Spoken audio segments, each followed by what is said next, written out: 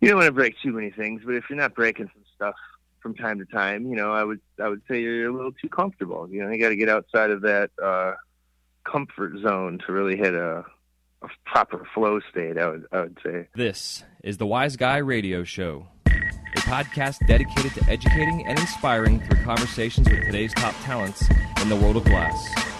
We will be dissecting their journeys in hopes to deliver actionable content that you, the artist, can start implementing now, helping you grow not only as a creative spirit, but also a successful artistic entrepreneur. With a little organization, relationship building, and your artistic ability, you can obtain greatness. Climb aboard, whether an artist, retail owner, or enthusiast. We have a ton of fun in store for you. Welcome to the Wise Guy Radio Show. You're listening to the Wise Guy Radio Show.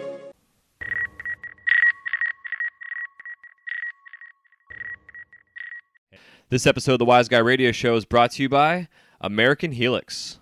The American Helix is a revolutionary new concept in smoking technology. Designed and manufactured by American glassblowers, this pipe is light years ahead of its time. Based on Bernoulli's principle, the shape of the pipe, along with an innovative intake system, creates a Venturi effect through precision microholes in the chamber, which results in a slower burn that conserves tobacco and gives a smooth, refreshing smoking experience, making the American Helix the smoothest hitting pipe on the market. For further info or to locate their products, you can find them online at AmericanHelix.com. That's AmericanHelix.com. This episode of the Wise Guy Radio Show is brought to you by Zen Glass Studios. Located in the heart of St. Petersburg, Florida, Zen Glass has a wide range of offerings to choose from. Their menu includes one-on-one or group classes in their hot shop or flameworking studio, create your own wine glass, and so much more. If you're a traveling artist, they even have a space to rent that you can temporarily call home. With over 50 years of combined experience, Zen Glass can help you fine-tune your techniques, whether you're a novice or advanced glass artist. For their calendar of events, including info about their Third Thursday studio jams, you can contact Zen at zenglass.com. That's zenglass.com. This episode of the Wise Guy Radio Show is also brought to us by Mountain Glass Arts. For the month of February 2017, Mountain Glass is offering North Star first quality rods at 30% off. Just put in the code NORTHSTAR at checkout. That's NORTHSTAR. And for all you soft glass nerds, their Creations is Messy Sale, 40% off. All you have to do is put in the code MESSY at checkout. That's MESSY. And for any questions, comments, or concerns, go to mountainglass.com. That's mountainglass.com. Hey, what's happening? Welcome to the Wise Guy Radio Show, episode number 150. This is Jay Michael, your host, and thank you so much for tuning in today. With 17 years of experience behind the torch, I am as excited as always to bring you conversations with artists, sharing their stories in hopes to inspire and entertain while helping you grow your business. And today is no exception. Today's episode features a deep and entertaining interview with Paul Stephan, a.k.a. Micro. Paul's been a full-time glass artist for almost 2 decades, and he discusses his difficulties during his first year and how he almost gave up, and also how beginning his now 7-year stint or run with his Mario Brothers series. We dive into how to get into the flow state, which is a zone of focus and creativity that reaches an almost spiritual level and out-of-body experience. And there's a chart that I posted up on wiseguymedia.com/150 that you can see, and the link to the chart is also in the show notes, and it really describes and shows what we talk about in terms of the flow state and how to reach that level, and regarding your level of skill, and also how hard you push yourself when it comes to being creative. Also, this episode, he features, or he talks about his passions for racing and how he started his journey with that, and also all his answers that he gives during the Crash in the Kiln round. And this episode also features the music of one of my favorite local bands in St. Pete here in Florida called Bada Scat. Bada has been a musician now for a long, long time. I've been listening to his music for over a decade myself, maybe actually a little bit longer than that. And this episode features a track of his called False Clouds. You can find all his information on his website, badascat.com. It's BADDASKAT.com. His link is also in the show notes. You can also find him on Instagram as well. If you guys can, please leave us a review and rating on iTunes or whichever podcast player you use. It helps to get our show out there in the ranks and exposes us and our industry and community to the world, and it's always a fun thing to do. And also, if you'd like to help support the show, you can also do so by bookmarking our Amazon portal. You can find at wiseguymedia.com/support. Any purchases that you make through our portal won't cost you anything extra. It just helps us earn a small percentage from each purchase that you make through that portal. You can also get a free audiobook download at audibletrial.com/wiseguyradio. Or better yet, if you've been live streaming through Instagram or Facebook while you're working on the torch, you can purchase one of our kits we put together at kit.com/wiseguy, which includes a diadymium lens filter, a tripod stand, and a backdrop for you to hang any marketing material on, as well as hide any mess you may have in your studio that you don't want your audience to see. We now also have an array of T-shirts, handbags, and hats available in our store, as well as at wiseguymedia.com/shop. And thank you, as always, for tuning in on this Valentine's Day. If you're listening to this a day after or a year later or what have you, just know that I do love you and thank you, and I'm super honored to be doing this and having you listen to this episode and show in general. And please share with your friends and the world, and let them know what we are all about here in this awesome, amazing world of glass, as many people still think that this medium that we all play with on a daily basis is a dying art, and in fact it's actually going through a massive renaissance. And if you're not a glass artist and you're just a collector or an enthusiast or a store owner as well, if you'd like to share this and let your friends and family know what you are so enthusiastic about and why you are. It's pretty amazing seeing how this community continues to grow. And as always, thank you so much for tuning in to this episode featuring Paul Stephan. And we will talk to you next time on episode 151 of the Wise Guy Radio Show. Make sure you stay tuned till the end of the show, where we have Bada's song coming on, his track that is called False Clouds. And until then, we'll talk to you soon. Take care. Peace.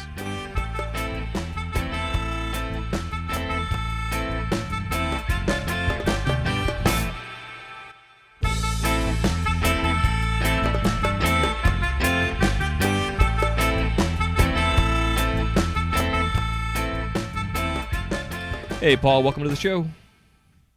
Hey, what's up? Not much, man. Thanks for coming on. And you're in between going to Vegas trips here.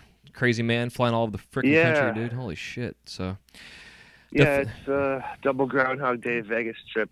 Yeah. I don't know. It's you got to love Vegas a little bit, but I don't know. I'm starting to lose love for it. Going there enough. Yeah, man. I've never loses its glimmer. Yeah, dude. I've never been there before, but I've heard enough about it to where I want to stay away. Except that I want to go for the trade shows, so I'm going to be heading out there. Yeah, I mean, that makes it a lot more tolerable, I got to say. All the people that are there because of it, and, all the parties and everything that happens around the trade shows make it super tolerable, for sure. Yeah, yeah. Don't get me wrong. It's an awesome party city. I just, you go there enough, and it definitely burns out after a while. I think about 3 days is perfect for me.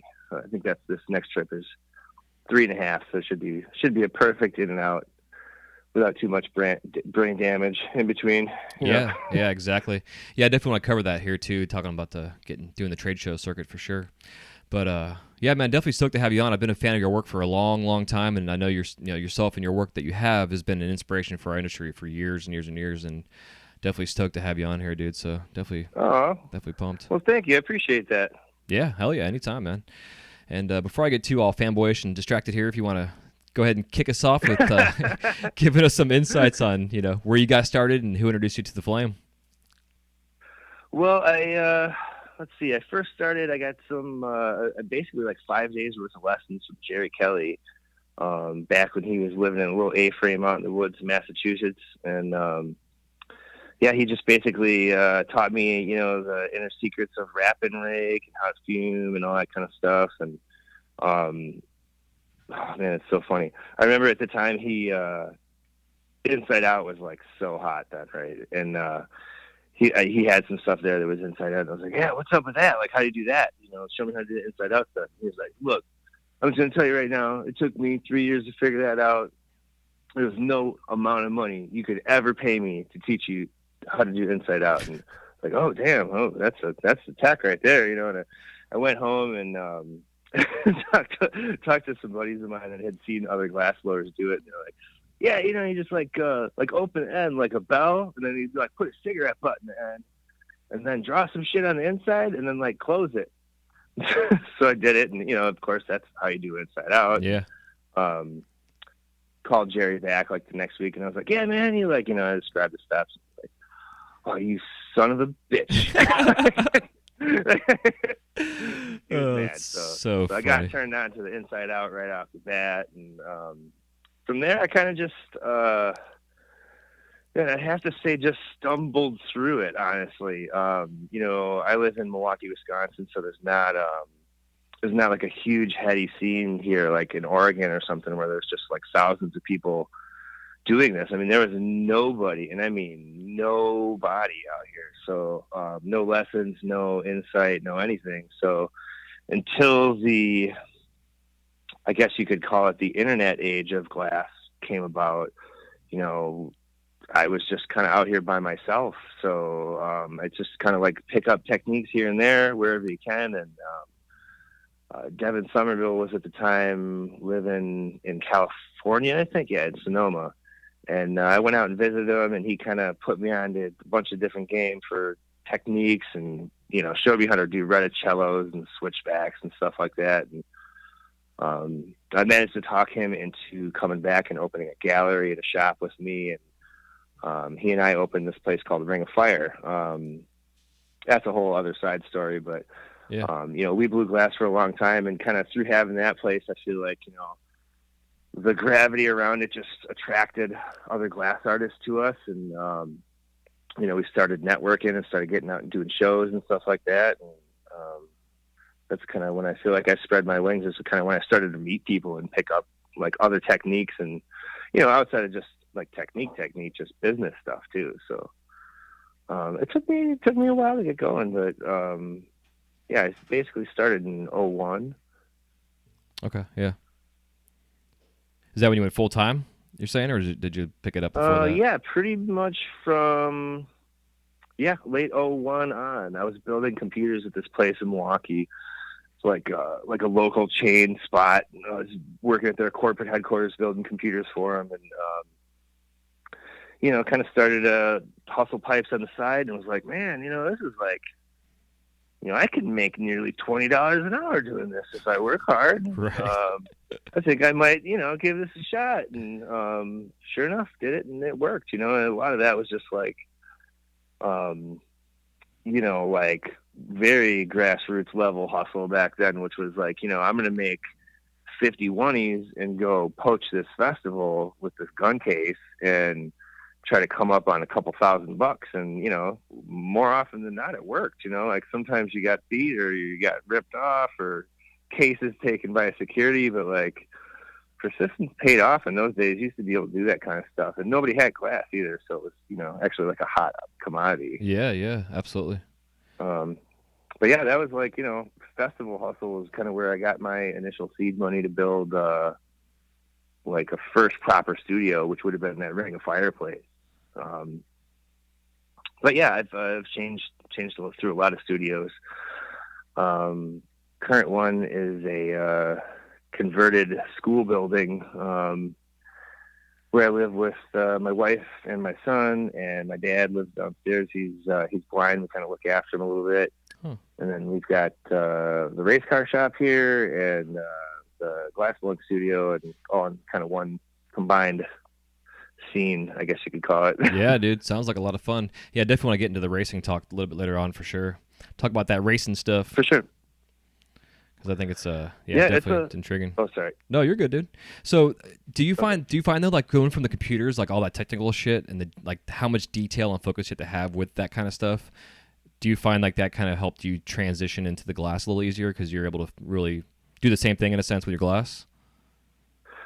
Yeah, I mean, I didn't have an easy start with glass. Like, everybody's different, but I would say like my first year was extraordinarily difficult. Like, I wanted to quit so many times during that year.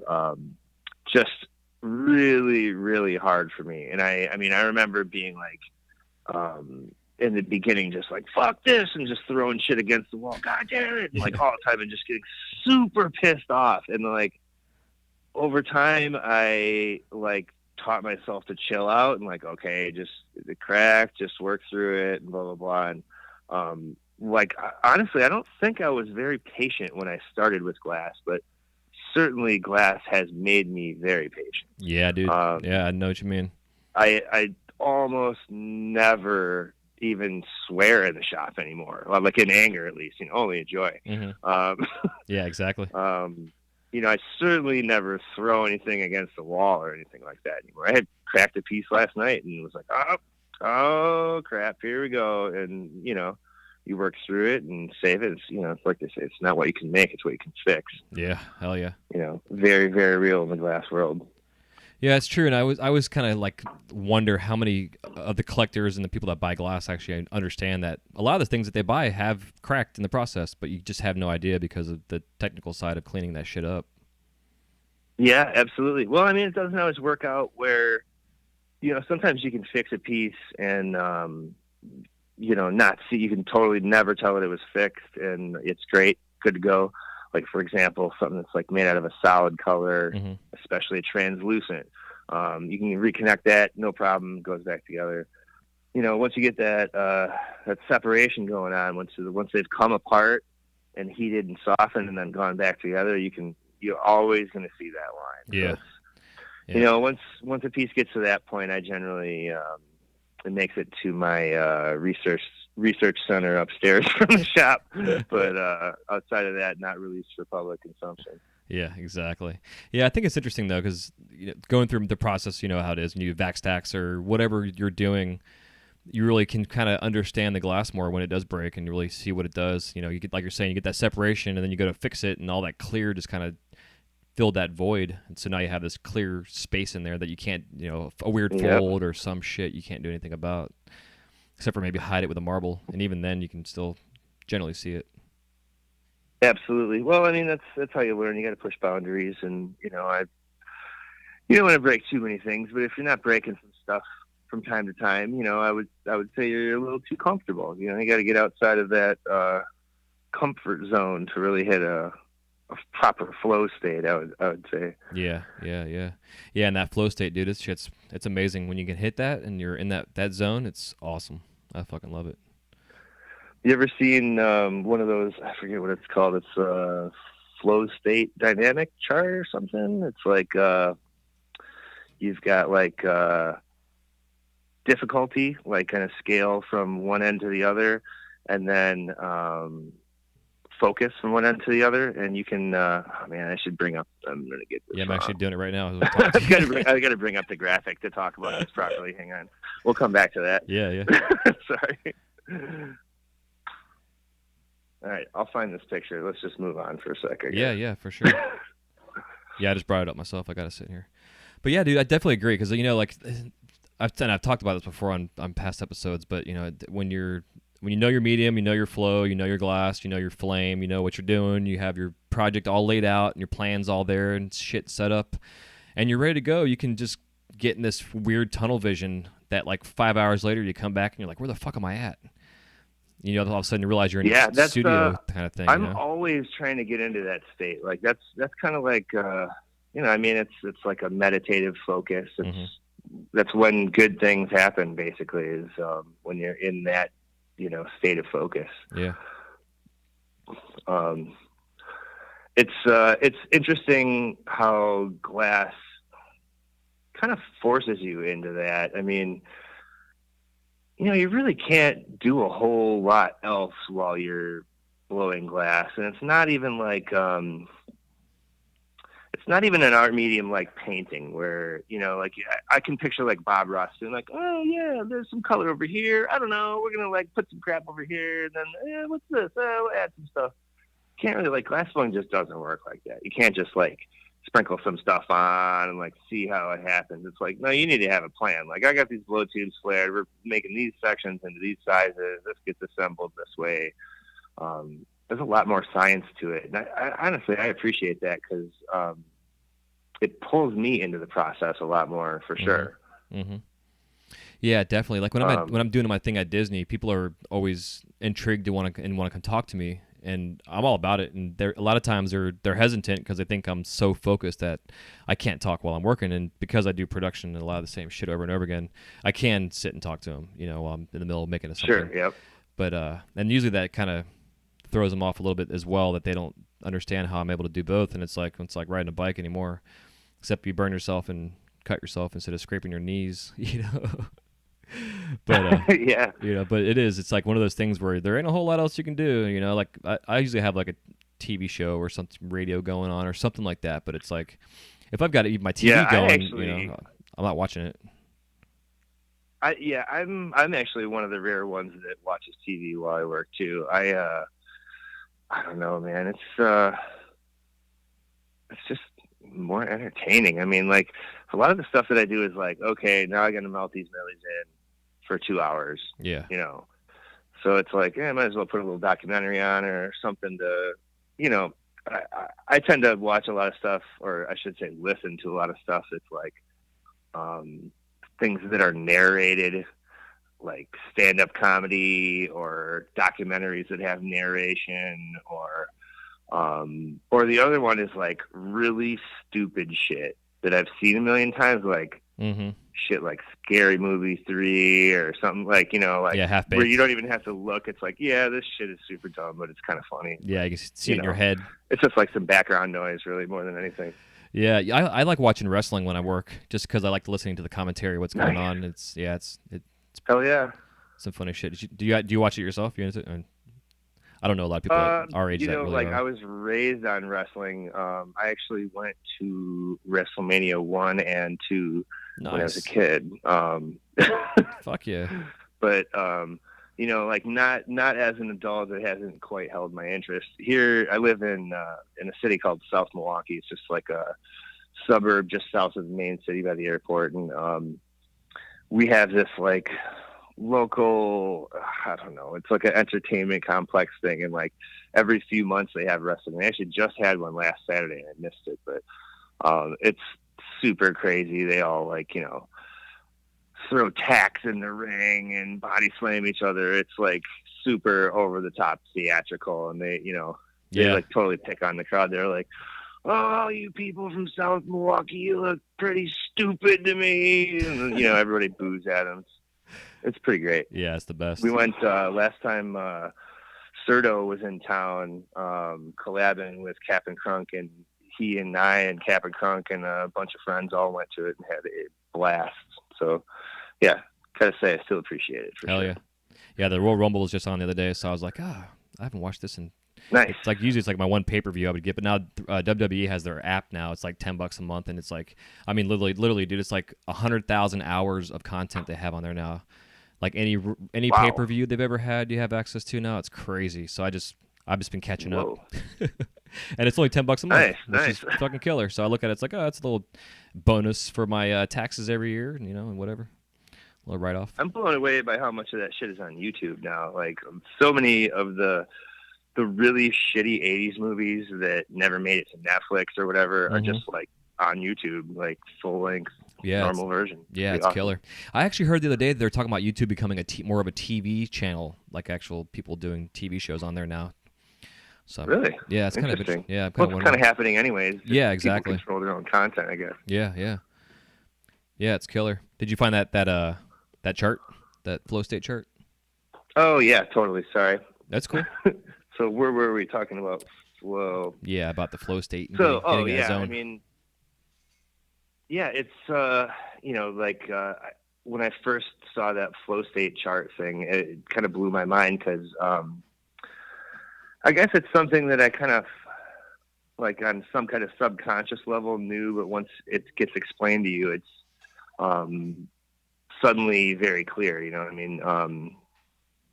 Basically, the concept is that you've got a level of challenge from high to low, and you've got a level of skill from high to low.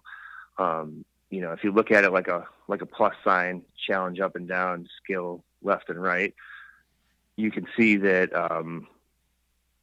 when you're not challenged and your skill is high, you can relax and basically get into the task at hand.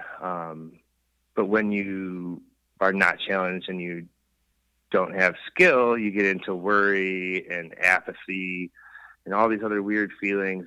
It's long story short, you're basically like always at all times you have to be at least challenging yourself a little bit. And certainly the skill factor affects how that result comes out. So I'm not explaining this well at all. No, it makes sense though, man, for sure. Cause this last year, it's actually a year from this month, I started doing jump rope exercise fitness wise, and I actually lost 35 pounds last year doing this shit. And holy shit, diet helped out too, but just jump rope? Yeah, doing jump rope and body weight exercises and watching my calorie intake and diet and stuff. Yeah. Wow. Yeah, it made a huge difference. Yeah, dude, I cut sugar out in like the first 2 months. I lost 15 pounds just cutting sugar out of my diet. Holy cow. Yeah, it's for a while, like what was it, I guess it was last winter. I just decided to not drink beer for a while. I mean, I live in Milwaukee, so it's like everybody drinks here. Yeah, it's like beer tap is just water. Like everybody has beer at all times. And I was like, you know what? I'm just going to cut out the beer for a little bit. And I didn't do absolutely anything different but not drink beer for a month. I drank that month. I just drank liquor, and I lost like 10 pounds. And I'm already a skinny dude. That's crazy, though, right? It's crazy how much, I mean, just diet alone is such a crazy part of it. And, cutting out stuff like soda and shit like that makes such a massive difference. People don't really realize. Yeah. But I know for the jump rope part, like when I first started, I hadn't jumped rope since I was like in high school. I mean, it's been 20 plus years. So it was like, at first it was really difficult, even just doing like normal standard jump rope. And it took me probably like 4 months of just going from one step to the next of tricks and shit, where now I can do like double unders and crossovers and all this other, jump rope. Like I can freestyle jump rope now to like throw on some tunes and more or less jump rope like I'm in a club dancing to the music, but it's through my jump rope and I'm getting exercise.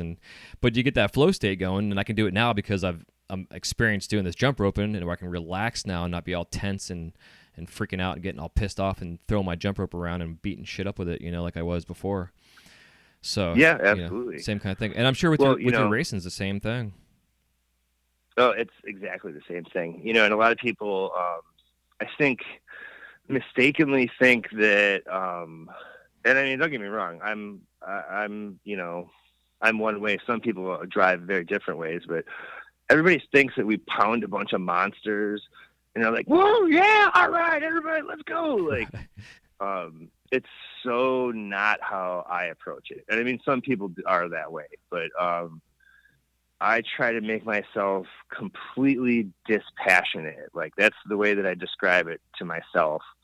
Like, when I'm sitting in the car, like waiting to go out, and like, your nerves are like as bundled as they can be, I just try to just breathe and be as completely calm as I can. And especially in the car when things are happening on track, the more you can just kind of remove yourself from the situation and just look at everything super neutrally, everything gets super smooth. And like with racing, the smoother you are, the faster you are. So that mindset, although it sounds slow, makes you fast. Yeah, it makes total sense. Kind of weird, but yeah. Well, it's you hear like these guys like the Barry Bonds of the world that can, like, I know when he was I heard stories of his dad and with him as a kid learning how to hit, and his dad would like take tennis balls and write a number on the ball and throw him the ball, and he would have to call the number off the ball before he actually hit it to get that hand-eye coordination going, but also to learn how to slow it down. Yeah, that's why he's such a badass. I mean, minus, eventually the steroids, but naturally he was talented before he got all juiced up and his head grew 10 sizes. But, yeah, man, it's that same thing. It's like, that's super interesting. Slow that shit down. Or like the Tampa Bay Rays, our old Joe Madden, who now is the Cubs coach, he would come in here and give these guys these little tiny baseballs to hit with these big fucking bats, oversized bats. And it helped them to slow the shit down. And this is like you're saying, you got to be able to slow it down, mentally, maybe not physically slow it down, but like an emotional state, not like you're saying. Because when you're passionate about stuff, bro, it's like like I know on this podcast, for instance, when I start talking in certain topics that I'm like passionate about, I start talking fast and loud and get all crazy. Like my wife's always like, "You're fucking, Yeah. you're yelling at me." I'm like, "No, I'm not yelling. I'm just passionate. Here's yelling." So she knows the difference, and then she slaps me, and I go back to quiet. But so I definitely agree. And I think a lot of people can relate with that. Just, I mean, in life in general, but with the glass too, it's just, you got to get into that state to be able to just slow shit down. Yeah, I've always appreciated how glass forces you into that state. And I mean, seriously, I think that my patience as a person has developed tenfold as a result of working glass. I mean, yeah, I was not a patient person when I started, and now I feel like I'm pretty patient now.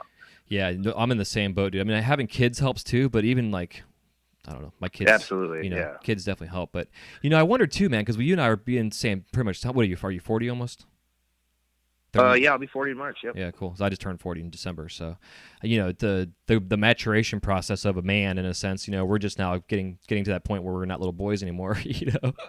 So like, yeah. It seems like this glass has like held our hand and held us and helped us, and and people in our same age group that have been doing this glass for as long as we have, that we've grown up with glass in our life through our early 20s and 30s where we were stupid and doing dumb shit, but it's taught us life lessons in a sense. It's always like, well, when you go this way, it's going to fuck up and break. But if you do it the right way, it's not going to. And even when you do it the right way, you deal with obstacles and shit too, Yeah, I was a fucking nut when I was in my early 20s. I mean, if I wouldn't have had glass to kind of keep me anchored, I really don't know what direction I would have gone. Yeah, I'm in the same boat, bro. I said the same shit. Who knows? I may be out in the woods. Who knows? Even still alive, Yeah, and I mean, and honestly, in the glass industry itself, kind of self-maintains, I mean, from an early age, I mean, people were kind of like, yeah, we expect certain things of you. We don't want, don't do that. Don't do this, do this. In a very real way, there are consequences for behaving certain ways and whatever. And many industries outside of our own would not be so forgiving to people's loose attitudes towards all kinds of things, Yeah, I know. I have to explain that to people sometimes because we're dealing with a bunch of stoners. Not everybody. I don't want to be like throw everybody in one little ball, but it's how it is. Where everybody's just kind of on island time, and like you and I trying to set a time for this interview. I could have been like, dude, I need to be on the phone at 4:30. No ifs, ands, or buts. If you can't do it, I'm sorry, we're not going to do it. I can't be that way because none of us are that way. Yep. Yeah, absolutely. Well, I mean, I guess it's kind of par for the course. I mean, it's we're in an industry that's loosely, I guess, associated with marijuana. So as a result of that, you're gonna have later wake up time. You're gonna have all kinds of looser everything. It's kind of crazy, but like in a real way, like.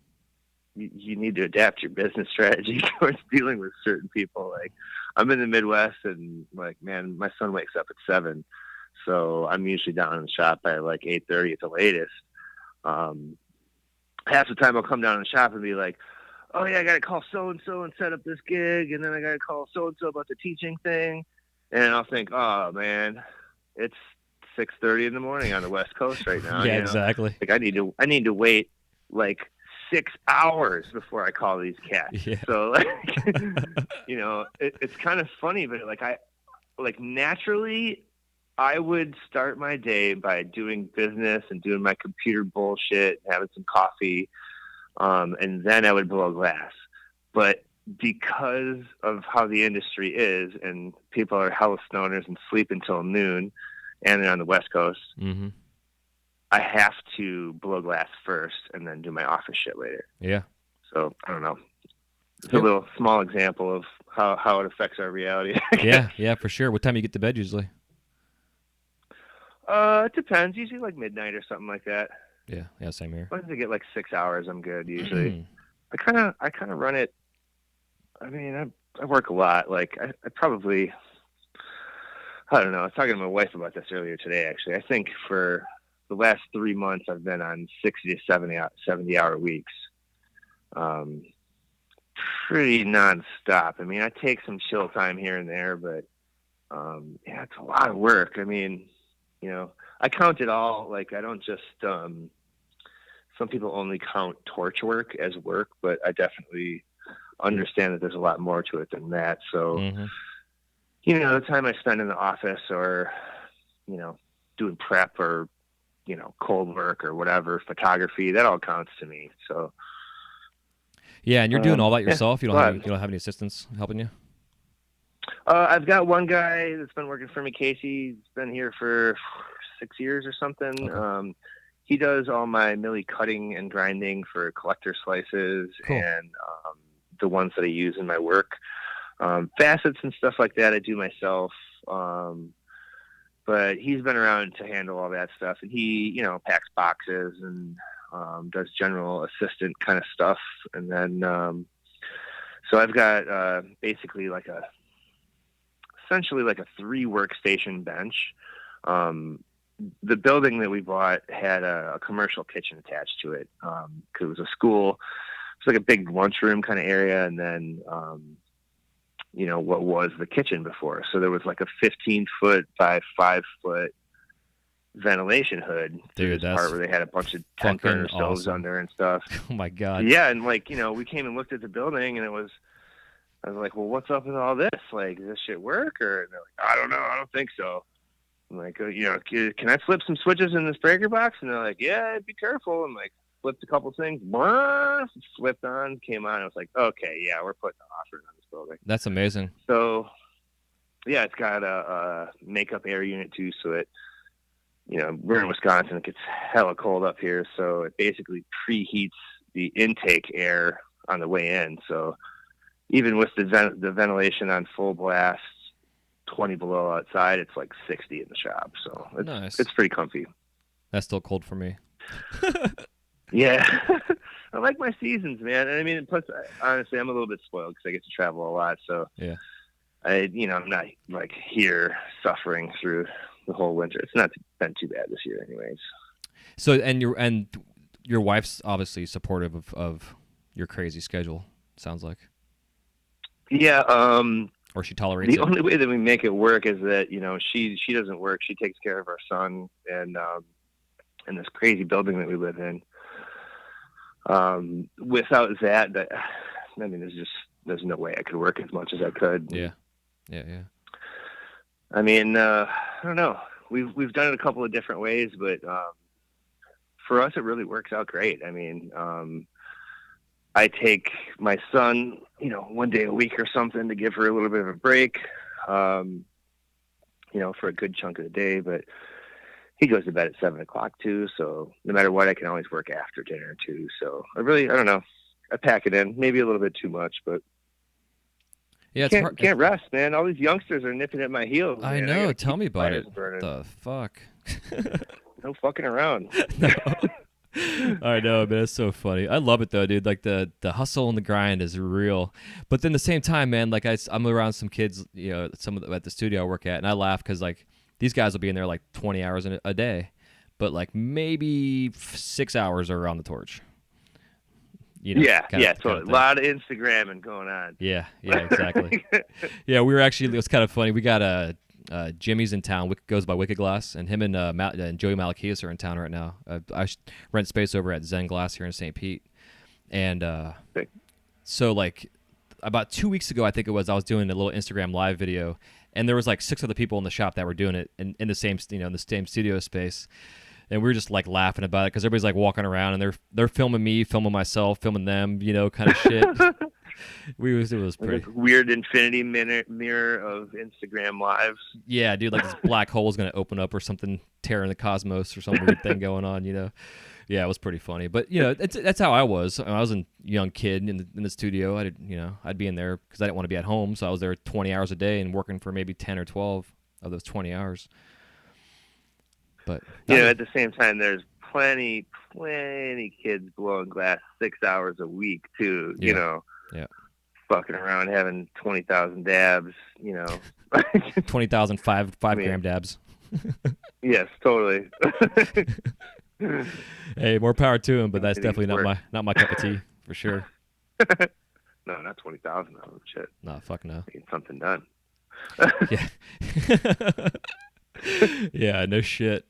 So I guess to kind of get back on track here, which is always how this shit goes.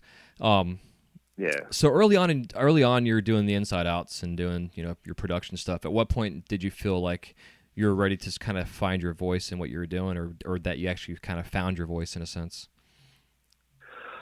Well, I mean, I tried a lot of different stuff. I had a million phases where I tried different things and, cold working and different techniques.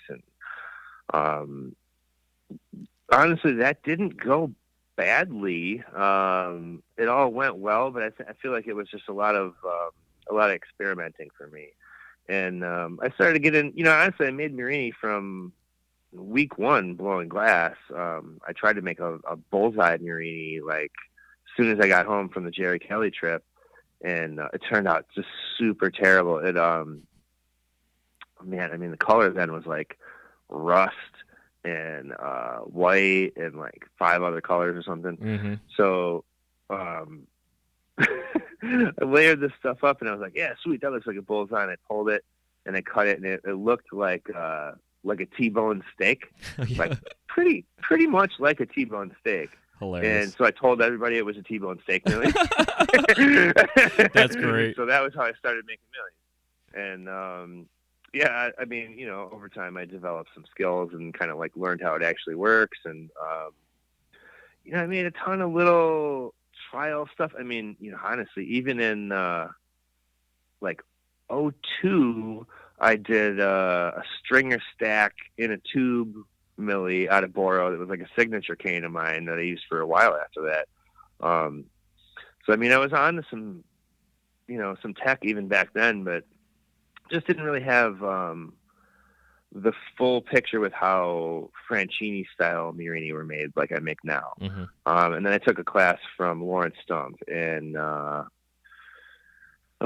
guess like 2007, something like that. And did like a 5-day intensive thing. And I'm sure you've heard before, but for everybody who doesn't, his classes are like notoriously brutal, just like 4 a.m. every night, like please stop, like Jesus.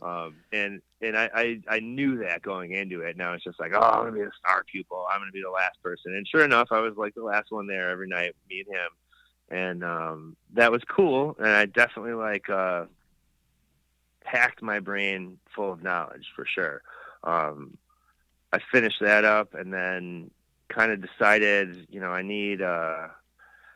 I need some kind of worthy project. Like, what's it going to be? How am I going to up my skills with this particular technique? And, I started looking at series and different things that I could make. And being a child of the 80s and a lover of Nintendo from early on, Mario quickly popped into my head. So, I, of course, have an NES console and a fuck pile of games still. And Nice. so I started playing them. And, Super Mario 1's great. But upon closer inspection, you look at it with a really good color TV, you'll see that all the colors are like tan and brown and like not very poppy. Mm-hmm. They're all kind of dull and like, I don't know, just kind of muted. And you go to Super Mario 2, great assortment of characters. You got the 4 to choose from. They pull the stuff out of the ground, so you got a lot of icons and whatnot.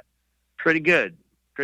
But Super Mario 3, not to be fucked with. Mm-hmm. I mean, you got like the apex of cuteness, popping colors, well-designed stuff. And I mean, you want to talk about universal imagery. I mean, it's recognized anywhere and everywhere. So I never realized how long this would all take. I initially thought to myself, this might take me a year, front to back. This might be a whole year. Like, I better buckle up. It's going to be tough. And I am currently starting year 7 of making Mario stuff. Crazy. I never intended to, but I've gone through and done basically each level, one by one. And like I said initially, this was like really designed to be an exercise for me to up my skills. Like I really kind of just wanted to make these millies to get better at making millies. And it turned into this thing where I was like, well, I got all these millies, now what? And I had been working on this layered Murini scene thing for quite a while.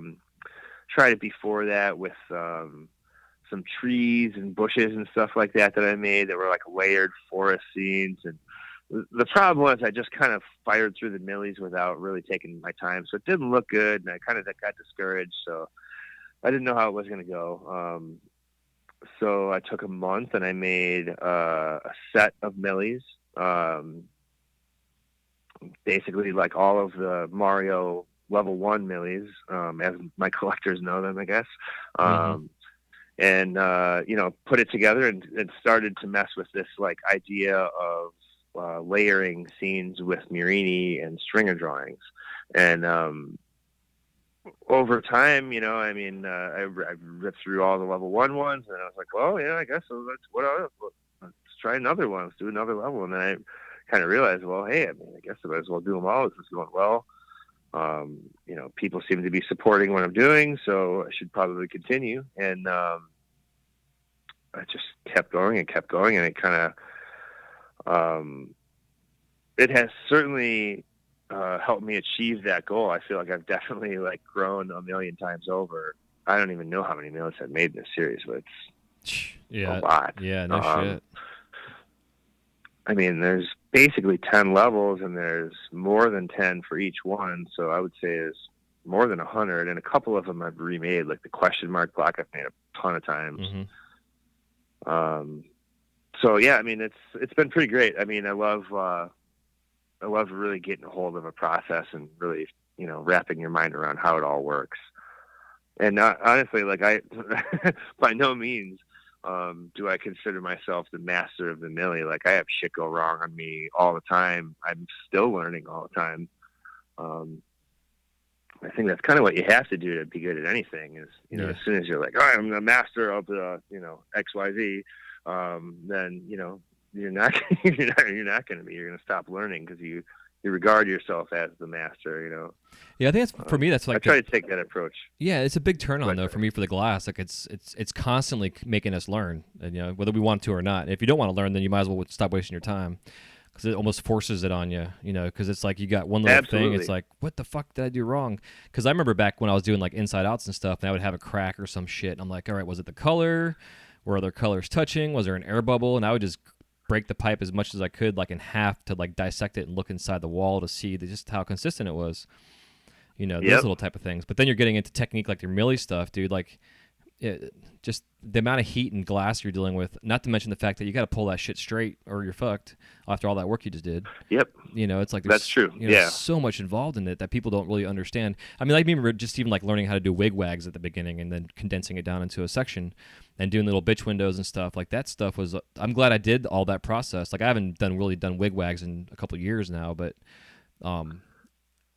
I would love to get back into it. They're all pieces of the puzzle, though. Yeah. I mean, that's what it takes to put it all together. Yeah, exactly. All those little building blocks. Of it. Yeah, absolutely. 100% agree. That's kind of what's kept my interest. I mean, that's what initially attracted me to glass, and what has kept my interest all of these years is kind of what I refer to as like the eternal puzzle solving of it all. Like I remember before I blew glass for a living, seeing what it was pipes that I saw that really tripped me out more than anything. I would look at it and be like, okay, I can see you've got some straight lines, and then you heated that shit up and turned one side faster, so it twisted. I'm like, okay, I understand that conceptually. I understand. Okay, and then you twisted one the other way and put it on there. Okay, I get that, But then I would see things like implosions or millies or honeycombs and stuff like that, and I would just think to myself, like, what I'm seeing, like, I cannot understand how it's possible. Like, how is this shit that I'm looking at encapsulated in this perfect bubble of glass how is that all going on? And there's shit glowing around it, and it looks radioactive. You know, like that's what initially blew my mind enough to pull me into it. That's definitely what's kept me here too. Yeah, man. I know what you mean, because I know, like, similar to you growing up here in Florida and not really having a scene here. We had the smoke shops, but they were like record stores turned into, they had like a case in the place, type of deal. So nobody really was sharing anything. But I would go to these shops and like look at pieces that would come in and like try and pick them apart and try to figure that shit out and go home and try to make them again and then fuck it up and then go back to the shop and try and compare it in my head or whatever, before we even had cell phones to really take pictures of our shit, type of stuff. Oh yeah. And I mean, it's crazy. It's like, that's the struggle is real, man. Yeah. Like, people don't realize how tough it was just to see some other glass. Like, man, what is out there, shit, man, back in the glasspipes.org days. And I remember so many days waking up being like, I'm going to go look at glasspipes.org and see what I could bite off of there. Yeah. Like, yeah, I know. I brought it up a couple times. Like I was on glasspipes.org when it first came on. Like I was in like the top 10 for I think 2 years or something like that.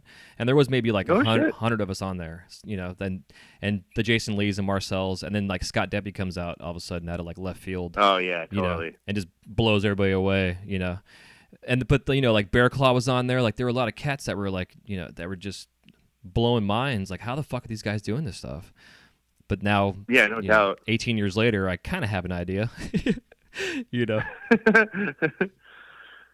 Well, it's crazy that it took so long to connect people that do this from all over the country. And now, it's like, I don't know. I totally feel like you were saying earlier, like the angry old man. It's kids nowadays don't understand. Like, you can just get on these Facebook groups or whatever. Like, there's a young dude I was talking to recently was like, oh, okay, you know how to do an implosion? You know how that all works? And he's like, yeah, it's cool. I'll look it up on YouTube. And I'm like, well, I'm fucking standing right here, and I can explain how to do it better than whatever YouTube video you're going to find is. But, like, young people kind of just prefer to get information that way. So that's just how it is. But, I mean, I think it's more beneficial than not just having it out there. Yeah, definitely. The only problem I find with YouTube, though, is there's a lot of bullshit on there that people are like. There was some jackass for a while, dude. Like he was using like a butane torch or some shit to melt glass. He had like no glasses on. Like all these, he was all over Instagram for a while. People were talking shit about him, but people were seeing that and thinking that that's what you should be doing and how to do it. It's like this podcast. Like I'm not going to create a shit podcast because I want people to, if they listen to this podcast, understand what a decent quality podcast sounds like, so that they listen to other podcasts besides just mine. Nothing worse than turning something on and it sounds like crap and turns you off on everything else you may potentially listen to. Absolutely. And the glass videos are the same way. Like Dustin Revere's been killing it on there for years and years and years. But foundationally wise, a lot of these kids look at Dustin Revere's videos and that's all they know how to do is just the tech that he's showing. I wasn't gonna say his name. Oh, it's okay. I had him on the show, dude. No, it's cool. I love Dustin and what he's doing. Like he's definitely helped our community out. But there's definitely there's a whole generation of his students that have a skill set that is more or less just what they've learned from the videos. Hopefully they've gone on and taken classes and understood foundationally. So, because like I'm getting ready to launch a whole online series myself, but the online series I'm doing is all instructional, basic foundational techniques. So when you go see a Dustin Revere video or you go take a class like from yourself, you have a skill set that you can then take and use and not just be a fucking douche. Just one trick pony. You can actually understand what the hell's going on and use it. Like I'm still trying to figure out how to do a fucking Jesus seal. I can do it, but it's like I haven't done it enough to get that shit down. Man, I haven't tried it, but I think I conceptually fully understand it now. Like, it's so I was at that East Coast Melt Festival. Oh yeah. Over last September, I guess. Mm-hmm. Awesome event, by the way, on Sidebar. And Micah Evans gave a demo of how to do that. Pretty interesting how that one works, for sure. Yeah, it definitely is. Yeah, it's neat. We had Blitzkrieg was in town recently doing a class, and that was like one of the first things he taught because of his balloon animals he does. They're all Jesus seals, basically. And I didn't realize that. Okay. Yeah, a lot of us. Yeah, from what I understand, I didn't take the class, but I was watching from behind over my shoulder, and that was one of the things I saw him teaching was taking a piece of 12 mil and folding it over into an arch, and then doing a bunch of Jesus seals down that tube to make it all connect basically in all these little different sections. Oh, interesting. Yeah, Dustin Revere actually that. has a killer YouTube video on how to do Jesus seals, and he does it that way too. He takes a piece of 12 mil and bends it into a curve. Yeah, I mean, it's honestly, I do think it's good that all those videos are out there. I mean, it's if anything, it's like people just need to see that this stuff exists. Like, we're in such a weird niche kind of a thing, like society at large, if you will, just doesn't even know we exist. I mean, it's we all think that, like, oh, the scene's getting bigger and whatever, and it is, sure, but like, so many people have no idea what we do. I mean, where I live here in South Milwaukee, it's extremely quiet. I don't even have a sign on the building. Like, I don't really want people popping in trying to order stuff anyways. But, yeah, exactly. Nobody really knows. And I ended up, this is a small town. There's 15,000 people here or something. But I ended up meeting the mayor of the town. And he was like, wow, this is crazy. What do you do for a living? And, I showed him a bunch of the stuff that I make. And he was just like, wow, that is incredible. I can't believe it. That is so good. And, like, did a little article on me and stuff in a little city blog. So it's pretty incredible. Like, people definitely support when they do hear about it, but it's just, I mean, I definitely, speaking for myself, I do a lot of hanging out in the studio, not talking to a whole lot of people, just have my head down working, Yeah. So it's kind of the nature of it, Yeah, a little bit different when, I'm sure you get to blow glass in a much more public light. So you've maybe got a different perspective on it. Yeah. Well, being at Disney and doing it, it's like, all the fucking time people are like, wow, you must be like a rarity. This is a dying art. And I'm like, you have no idea. There are thousands, right? Literally thousands of people doing this right now in the home studio movement. I don't say they make pipes and stuff, but I still let people know, like, there's a renaissance going on. And, or I'll get that Dale Chahuki guy, that glass artist, kind of thing. Yeah, with the eye patch? Is that what you mean? Yeah, exactly. It's so funny. Yeah, I know Dale. That's my dog. Yeah, I was like, yeah. Actually, I helped open up his. We have a collection of his here, so I helped get the thing going and running and what have you. And we got to hang out and have some drinks and shit. But nice. I don't know him like my best buddy or anything, but people bring him up so I can share that story with him. Just to kind of give him some insights. I met him. I've got a funny Dale Julie story for you. So Captain Crunk and I went to the Milwaukee Art Museum, did a full exhibition of his work. I think there was 10 chandeliers, and I'm pretty sure they bought one for the permanent collection that's still there. But he gave like I want to say like a 2-hour lecture right when the show opened, and Captain Crunk's mom was at the time a member of the art museum, and like was like, oh, you guys should go to this, check it out. So we're like, yeah, cool, we'll go check it out. And we went and bought some Chihuly books in like the gift shop of whatever before the thing. Really killer lecture. Definitely like gave a lot of insight on, his whole process and him as a person, and definitely changed my mind on him a lot. Like, I wasn't as much of a fan of him as I was until I heard him speak about his process and stuff. Mm-hmm. But so we saw him afterwards, and I was like, oh, hey, Dale, can you sign my book? He's like, oh, absolutely. Here you go, blah, blah, blah. What's your name? Paul? Oh, yeah, write it out. And I was like, oh, thanks so much. I'm a glass artist. And he, like, looked up at me and was like, oh, God. And, like, literally turned around and walked away.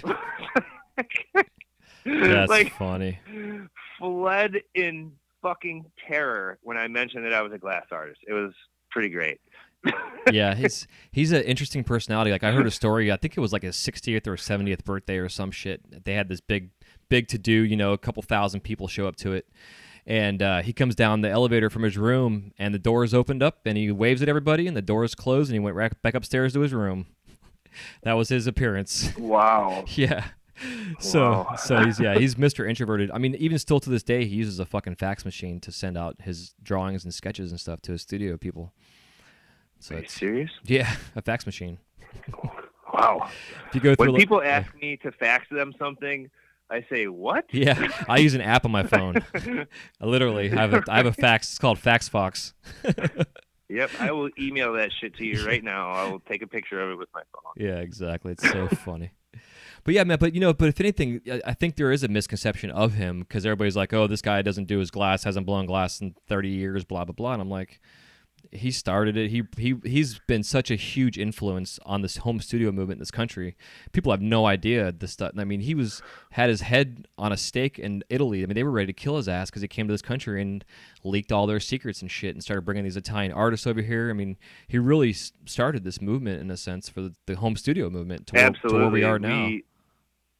Absolutely, we all owe Dale. So, I mean, that's all there is to that. I the thing that I learned the most about him during his lecture was, I always kind of had the same criticism in my mind, was just like, he doesn't even blow glass, I mean, last time he blew glass was like in the 70s or the early 80s. I don't know when. Yeah, 75, 76. He lost his vision. Yeah, it was in the mid 70s. Okay. So in my mind, I was like, yeah, whatever. He's fucking making those paintings of the broom and shit. He's not even a glass blower. And then he explained, like, look at one of these chandeliers. There's like hundreds of these, like, super specific shape, super specific color with interior ridges or exterior ridges curled a certain way or made straight a certain way. So, for one, there's no way that one man would be able to create one of these pieces in several years, let alone the volume of work that he's created. Yeah. I mean, you're talking about wanting to do installations in hotels in Vegas and shit like that. I mean, that's not a job for one person. Oh, hell no. And I never really realized that before. It was just like, yeah, this is a team sport. This isn't like, and what it really takes is a killer designer at the helm, yep. Someone with glass blowing experience, which is exactly what he is. So, yeah, definitely props to Dale on that one. Yeah, man. I mean, just a little bit of his. I mean, for those listening that don't know about him too much, but like, he was the first American glass artist that was welcomed into a Venetian studio on a scholarship to learn how to blow glass the Venetian way. And when he came back, he helped share those techniques over at Pilchuck when that got opened up and got started. But he helped start Pilchuck, didn't he? Yeah, exactly. Yeah. And that's when he started bringing like Lino and all those cats started coming over here to teach. But then when he was in Ireland in the 70s, which is where the eye patch comes from, him and his buddy was driving, and being in a different country and not understanding the roads and shit, they got into a bad storm, and they were going to a roundabout, and his buddy went the wrong way on the roundabout, and they were in a head-on collision, and he was ejected through the windshield, and the windshield glass, like there's a couple pictures of him. I'll put it in the show notes too, but you can see like the laceration that went across his face, and they tried saving his eye and they just couldn't do it. So he got the eye patch, but he also got really bad nerve damage in his foot and his arm. And he tried doing the glass, and he was also at the time growing up in California. He was an avid surfer, and after that car accident, he was able to blow glass a little bit, but because of the one eye, depth perception was hard for him. So he would have like an assistant get his gathers for him and stuff. Then he would finish the piece up. And then he was body surfing one day because he couldn't stand on a surfboard anymore because of the nerve damage in his foot from the accident. And then he blew his fucking shoulder out body surfing and like tore every tendon in his arm. And that was it for, that was the moment where he was like, okay, I guess I'm going to stand back. And I've always considered him to be like the conductor and composer for the orchestra in a sense, and his orchestra is creating his colorful glass. And I've done chandeliers myself, dude. Like the first commission piece I got, which actually came from someone coming to the Chihuly collection that didn't want to spend $100,000 on a chandelier. I still got $20,000 for it, which is fucking killer, type of thing. But I spent 90 hours on this thing. It took me 16 hours just to install the fucking thing, and it was all component pieces. And it gave me a whole different respect for what this dude does and his team does on top of it, and the engineering and design that goes into that process is just, there's so much more involved than just Dale Chihuly with the guy with the pumpkin head and the one-eyed fucking bandit guy. So yeah. That is funny though. That is the one question that you get again and again. Like, I mean, I've done a million craft fairs and art on the beach kind of deals. Oh, there was this thing on PBS. I'm like, I know. Dale El Chihuly, the eye patch. I get it. Like, it's funny. We get it a lot as class blowers, right? Yeah. Yeah, we actually it was kind of funny too. The collection I worked at, we were all a bunch of misfits working there, anyways, a bunch of artists and stuff. And we also were musicians, and we had a party one day for his birthday kind of deal, just kind of being silly, and we did a bunch of cover songs, but we called ourselves the Red Hot Chili Peppers, and we all wore eye patches and wigs and shit. It was fucking killer. We all did some cover songs, had a big cake made up, and took a picture of us all with our eye patches on and stuff. It was pretty silly shit. But, yeah, it's good That's stuff. awesome. Yeah, man. So to kind of get back on track again here, as whatever, get the train on the tracks. So I'm just kind of curious in the process though, when you are like laying out your levels for your Mario pieces, are you actually like, because in the old book days, of getting the cheat books for the games and seeing like the levels laid out in the books, in the magazine form. Uh-huh. Did you ever use that type of reference, or did you draw those on paper? Because I've seen like your even recent posts of your drawings of the characters. But did you actually like lay that shit out, in a sense, and create like an actual level? Yeah, I mean, I use a few different techniques. So yeah, I mean, you've got like the cheat books and stuff. That's certainly one way to do it, but there's levels to that. No pun intended. The farthest level of that being a thing called a sprite sheet, and a sprite sheet is basically a big image of every character and item in a game in every step of animation. So I have one for Mario that's got, for Mario 3, I should say, that's got like, small Mario or big Mario in every, I think there's like 16 steps. Like for when he takes a step, there's like 16 different phases for him to get to the next step. Huh. So I'll kind of go through and basically the way that I work it is my wife is really good at the game. So usually I will kick back and drink a few beers and watch the wifey play with the sketch pad. And I kind of, depending on the level that it is that we're currently working on, I basically just sketch, what are the key points of this level that makes it unique from other levels? Like, what are all the points that need to be conveyed? And from there, I will decide which of those components need to be stringered into the background and which of them need to be created into detail millies. And then, there's a little bit of a formula for each one. I mean, every level's got a Mario. Every level's got a signature cane of mine. And then beyond that, there's going to be some enemies. There's going to be some boxes. There's going to be some items. So how that all fits together kind of depends on each level. But, that's basically my process is playing the game, creating sketches to begin with, and then from there going to the individual sprite sheet to find the exact image that I'm looking for. So like, for example, I'll go to, okay, I want to make a Tanuki suit. Well, I know that I've done the Tanuki suit with him jumping with the right leg up, and I've done the Tanuki suit with him standing vertical. So I can't do those two. So I'll look through, okay, find a new one or whatever, and then just kind of work it from there. I have, like, initially when I started the game, I just wanted to make them like the game. The graphics on the game aren't very good. Right, yeah. It's really like 32 squares by 32 squares can make any of these images. And certainly I could have done them stringer stack style, but they would look like pixels, and in a way I think that's good, but I guess this kind of leads us into trademarking. I was a little bit concerned that I was too much exactly like the game was. Mm-hmm. So basically I made a decision to, essentially create my artistic representation of each one. Right. Now, when I initially started the game, I just wanted to like, okay, yeah, in a really specific example of this is like, if you look at the level 1 millies, Mario's eyes are just black dots. And in the game, that's what it is, just a black dot where his eye is.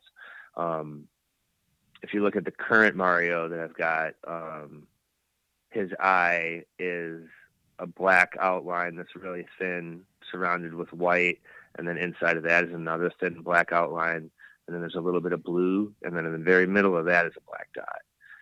And, that all happens in like a 1 millimeter space or whatever. But it's crazy how different it makes it look. So, yeah. Reason for that is, I kind of, all kinds of people make things, and like, I don't own the rights to Mario. I never get mad at people for making Mario stuff or whatever, but, I kind of like, it kept being like, oh, well, what about this Mario? This one's nicer. And it's like, well, they're just making a Mario Millie to make it like look like a good Mario Millie. I'm trying to make it look like this game, And in my mind, I just like wanted this continuity from front to back of like, oh, well, I just want it to look like, the black dots for the eyes is like how it is in the game. That's how it should be. And,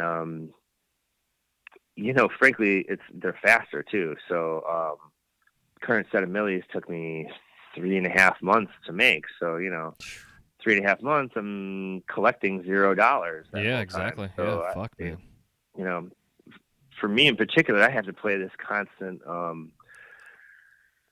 balance game of building up these coffers and then depleting them, and like buy a bunch of color and save my money, and then make millies for months, and slowly dwindle away all the color and money, and then hopefully get the millies done in time, and then I can start to create pipes and marbles and pendants and shit from the millies that I've created. But so I'll go through this this process all the time with each level, basically.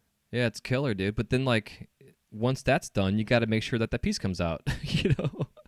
That's a lot of fucking work. Well, yeah, oh no, that's not the end of the line for sure. Yeah, but yeah. It gives me a whole nother new appreciation for what you do, dude. Like, it's incredible.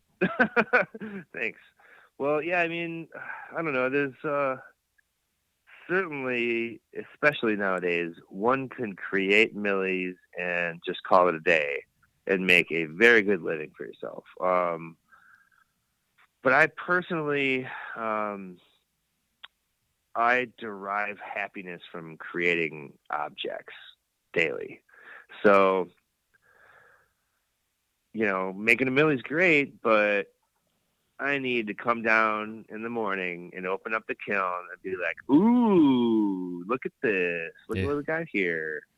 That's just like, I've learned over time that even if it's not glass, I have to be making things. And that might be why I got into cars so much too, is just, I just can't stop fucking with things. Like, I just want to customize things and change them and improve them and whatever. And it might be my downfall, but I don't know. I love it.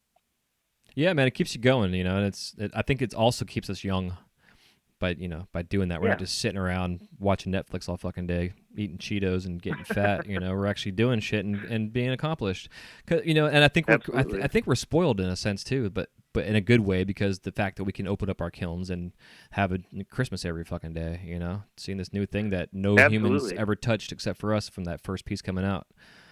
It's a magical thing. Yeah, we definitely get spoiled that way. Yeah, and then you open it, but and fuck-ups. Oh yeah, there's plenty of those too. Man, I've had some real heartbreaks with millie canes for sure. Things that I spent weeks on, and you do the final pull and come down the next morning, and the whole entire thing is like split down the middle lengthwise and crumbled on the interior because of some color or something. It's heartbreak by the pound for sure. Yeah, for sure. Oh, yeah.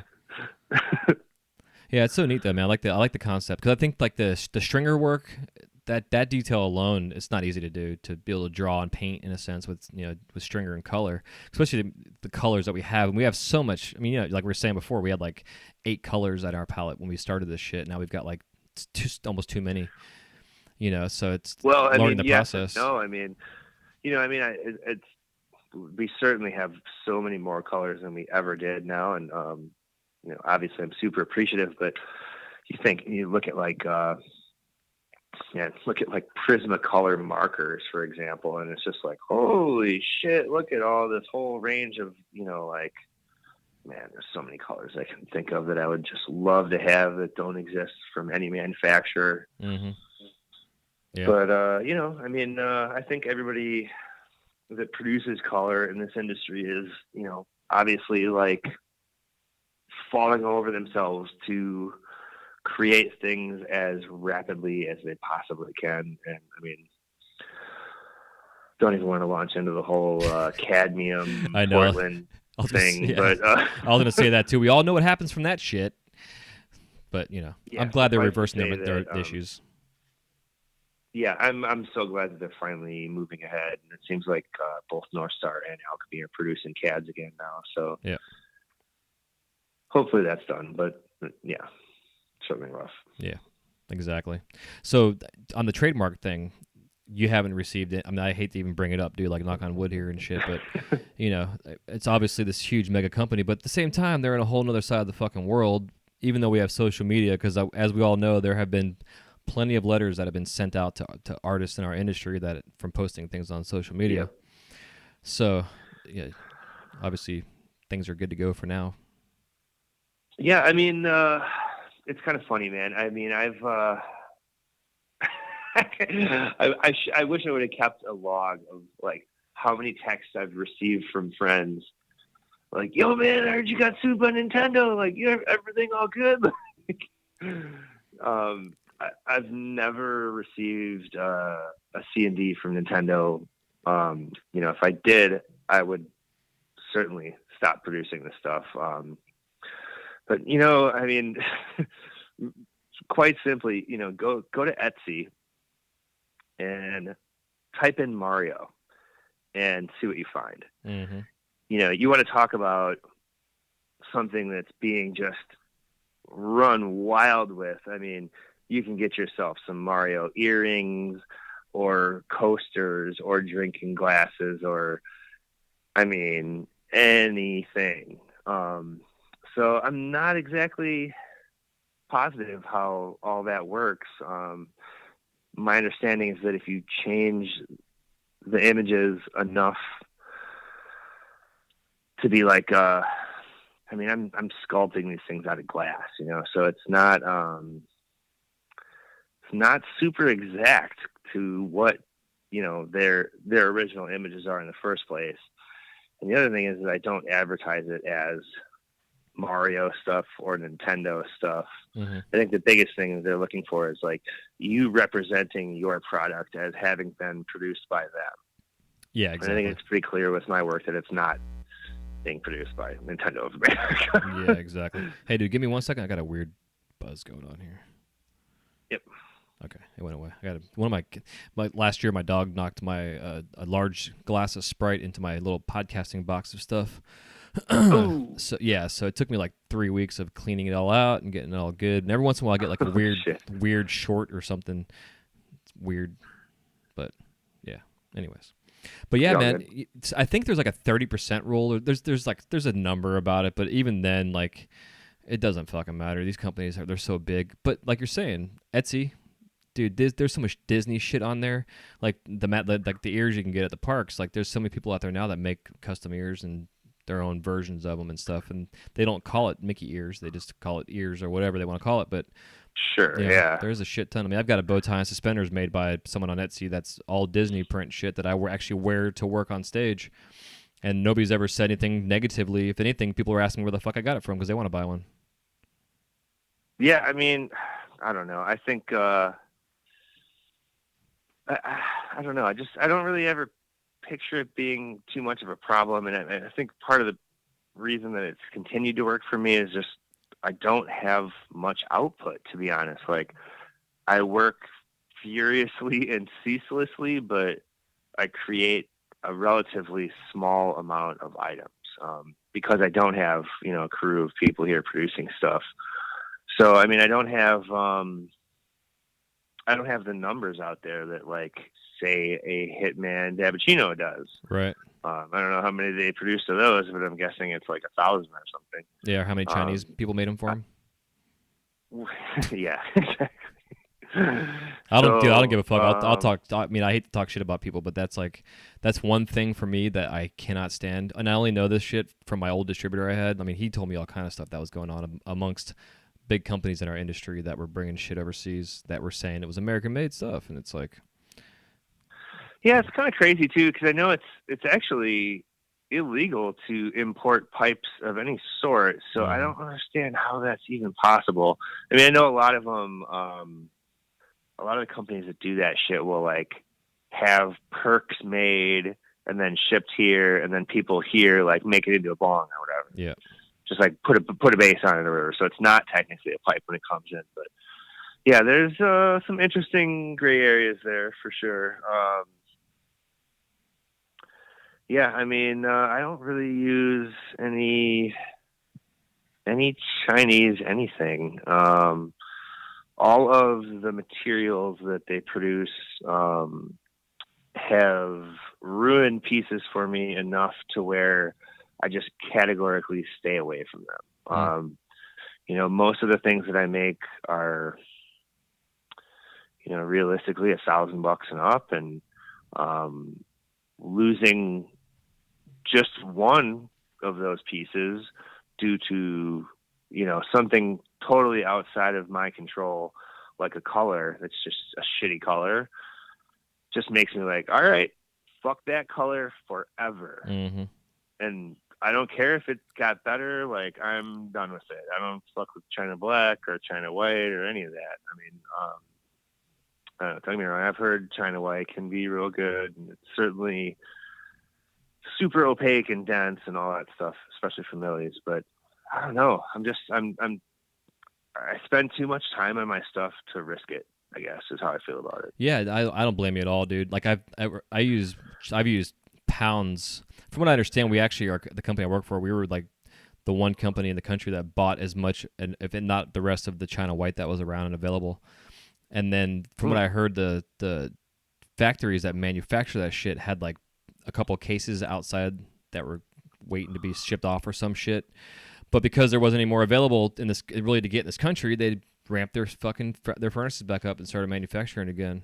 I mean, I've used hundreds of pounds of that stuff just making the Olaf that I did for Disney for a bit, for like 2 years or whatever. You know, if you sculpt with it, like something like that, where you're using just that color with itself, no problem, totally no problem.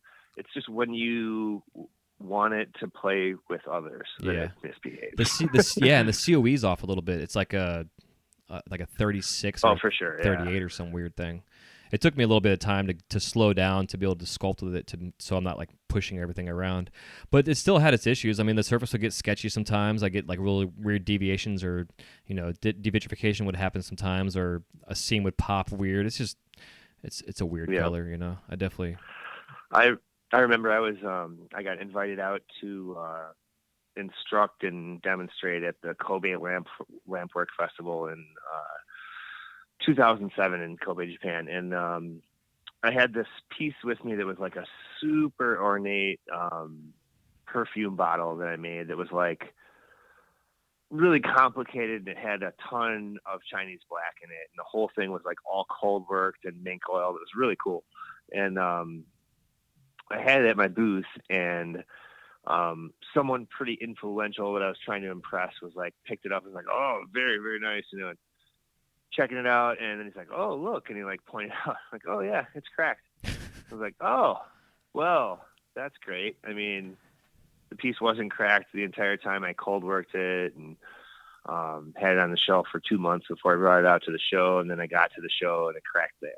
So Shit from that sucks. day, I was just like, you know what? Fuck Chinese black. Like, that color is bullshit.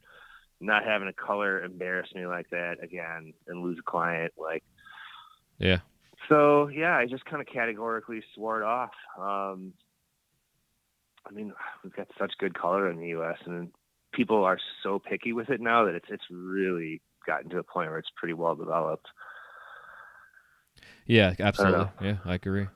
So on your other stuff that you do, your other lines of work, do you include some kind of Mario something in everything you make, or is it just that specific line of work? What do you mean by other lines of work? Well, like I saw, like you had like a pile of little rigs that were going. I think it was like Rodeo or something was picking them up, and they all had like spirals and reversals and shit on them. Yeah, everything's got Mario on it though. I think maybe they just didn't show the Marios in that picture or something. But yeah, everything I've made for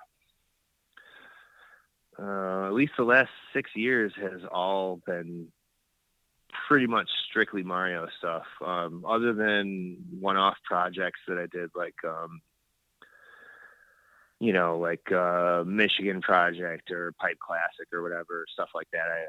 I've specifically made millies that weren't Mario things for some of those kind of projects. Mm-hmm. And I've done a little bit of side work. I've done some custom logos for shops and stuff like that too. I honestly kind of, it's good work, but I really, really just hate doing that stuff because it's always so much harder for me to work for someone else than myself, because I'm super critical of myself and I just want it to be perfect, and having to keep somebody else happy is so much pressure for sure. Yeah, I know what you mean. Yeah, this year is like my year of getting out of the custom stuff and just really focusing on my lines and my work because of that. Yep. Yeah. I generally, I kind of have a couple of product lines that I make. They change pretty often. But I have, like for example, right now I have like 3 different mini tubes that I make, ranging in size and complexity. And, I'm about to do Glass Vegas, next week, Monday through Wednesday at the Wingate in Vegas. Okay. And, that's, basically a wholesale trade show. So I'm trying to bring stuff that, for one, shops can flip, and then also that I can make orders off of for a good part of the year. So that's kind of like generally my strategy is all. I do typically 2 trade shows a year. It has been in the past AGE in spring. I've added Glass Vegas to the roster too this year, and then Glass Roots in Madison, which is an excellent show. Yeah. I've been doing that one since it started about 7 years ago, I guess. Nice. So yeah, I try to do about 2 of those shows, and typically like 1 solo gallery show somewhere. I'm kind of taking a little bit of a step back from that this year, just because I have just so much going around here, shop-wise, racing-wise, family-wise, that I just kind of need a little bit more time this year. So yeah, I understand that. Easing up a little bit. So when you do the trade shows, so you'll bring a body of work, but then you also like use those pieces as samples in a sense to get orders from other shops. Correct. Yeah. Basically, I'll use those designs as examples. To just, how I work it is, I'll say, okay, you want to roughly, let's just say, use $5,000 as an example. You want $5,000 worth of glass, I'm going to set aside a certain amount of time in my calendar for you. And then I basically just put it into iCal, like, XYZ shop, here you go. You've got, the week of February 10th to the 17th or whatever. And then I basically like slot out my calendar that way. Usually don't take down payments on anything. Usually what I do is I just wait until that person's spot comes up. I'll call them like a week in advance, say, hey, timing's so good, blah, blah, blah. Let's make a list of what you want and all the prices on stuff. Once we've agreed on prices, colors, and all that stuff, I'm going to start producing it, and then get paid, ship it out. Hell yeah. Do they have a reference of some sort to go by when you're asking them for the orders that you're looking for? Yeah. Typically, it's like whatever product lines I'm working on at the time, and Okay. usually I've got photos of all that stuff. I mean, I will make stuff outside of that. I certainly can make almost whatever. But I try not to do custom stuff. I just find that the further I allow someone to customize things, the less happiness I take out of making it. Yeah, no, I totally agree, dude. Yeah. I've got a really, really good buddy, somebody I've known 20 years, who he just loves oneies. He's got a million different oneies that I've made. He's probably got more of my oneies than anybody, honestly. But I remember one time he was like, all right, no, I got this. I want you to make me this pipe. And I drew you up a picture. Here, check it out. Here's what I want. And it was like crazy, like cobalt blue number 4 lip wrap, reversal section consisting of these colors. And then, so funny. Agua Azul lip wrap. It was like, dude. And I made it, exactly like the drawing, but he wasn't happy. Mm-hmm. And it kind of always goes that way. Yeah. I mean, I think that, the customers have something in their mind, and the drawing usually won't represent it properly. And it's so difficult to translate what they want and what you want to make them is a very, very difficult thing, getting those two to line up. So for that reason, I definitely have pushed back from doing that kind of work as much as possible. I certainly have done a lot of it. Talking about weird ones. So there's, like locally we've got SC Johnson is like the really big factory down here. I don't know if I should mention brand names. Oh, it's all good. Yeah, it's cool. Maybe they'll sponsor the show. No, nice. But so they're, they're super, super rich. I mean, they might be billionaires. I don't know. But, back in the day, this is back when Devin and I had Ring of Fire. They came to me and it was an interior designer approached the shop, and she said, well, I've got this really wealthy client, and he's remodeling a bunch of these areas of his house, and he's got this Dr. Seuss bathroom, and he wants you to make like some glass soap dishes for it, like really fancy, like super weird, Dr. Seussy. And I was like, okay, yeah, like I can do that. And I was like, at the time I wasn't blowing glass for that long. I think it was like 2 years in or something. And I was like, yeah, I think it's going to be expensive though, probably $100 a piece. And she was like, yeah, I don't think you get it. I don't think you understand. These need to be like so fancy. They need to be a lot more expensive than that. And I was like, okay, $350. And she was like, all right, you've got a deal, but I'm going to need 2 of them, and they got to be exactly the same because they want a backup in case one breaks. Crazy. Okay, cool. Sounds good. I made the same exact one that I was going to make for the previously agreed price, but they were super happy. So, I don't know. Some people just, I don't know. That was a weird one. They needed it to be expensive so bad. And I feel like that one was a little bit of an interior designer wanting to justify a massive bill of some sort. Mm-hmm. But I mean, it's crazy how much of that work exists in the world, like architectural glass. We were talking about Chihuly earlier. It's insane how much of a market there is for that type of installation work. That's totally untapped. I mean, some of the people in our industry are just like, there's that Sagan mothership piece that sold a month or two ago for 100 racks. Mm-hmm. Or the mothership Rose Roads one at HEE that just sold for $220 from what I understand. Jesus. Just recently? Ludicrous amounts of money by all means, but when you look at like architectural installations for art glass, like that blows that shit out of the water. Like, yeah, dude, it's true. My wife keeps telling me like I would love to get back into that arena. I mean, look at Buck, the one he did, last year or 2 years ago, whatever it was. For Dan Bilzerian, that one. Yeah. Talk about a high profile client. That's pretty awesome. Yeah, bro. And Buck's already got a fucking name for himself. Then you got this baller dude, having an ambient phone call. I think I couldn't think of a better representative for our industry to Dan Bilzerian than Buck. I completely agree. Pretty awesome that it was him that sealed that deal for sure. Yeah, absolutely. Yeah, he's a good representative for us for sure. Yeah, just in terms of scale and quality of a person too. Yeah, absolutely. Just really super chill, very normal, cool dude for sure. Yeah, super talented.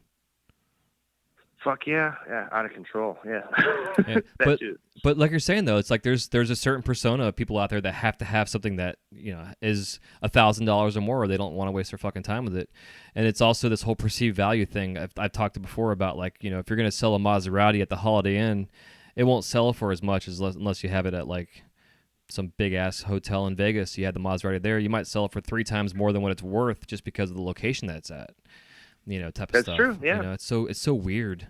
And these people have this money, like the interior designer. She may have had like a $3 million budget, and she had to spend every fucking penny of it on something. Yeah, absolutely. And I mean, who knows? Maybe nowadays I might have told her 1,500 a piece. Yeah, exactly. You need 3 of them. Yeah. So it's interesting. The perception of objects value is a very interesting thing.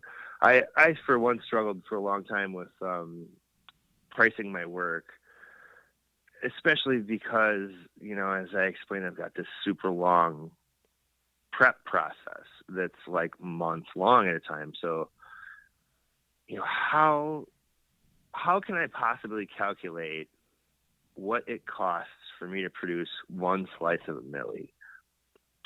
I've thought about this so much. Like, it is pretty impossible. Mm-hmm.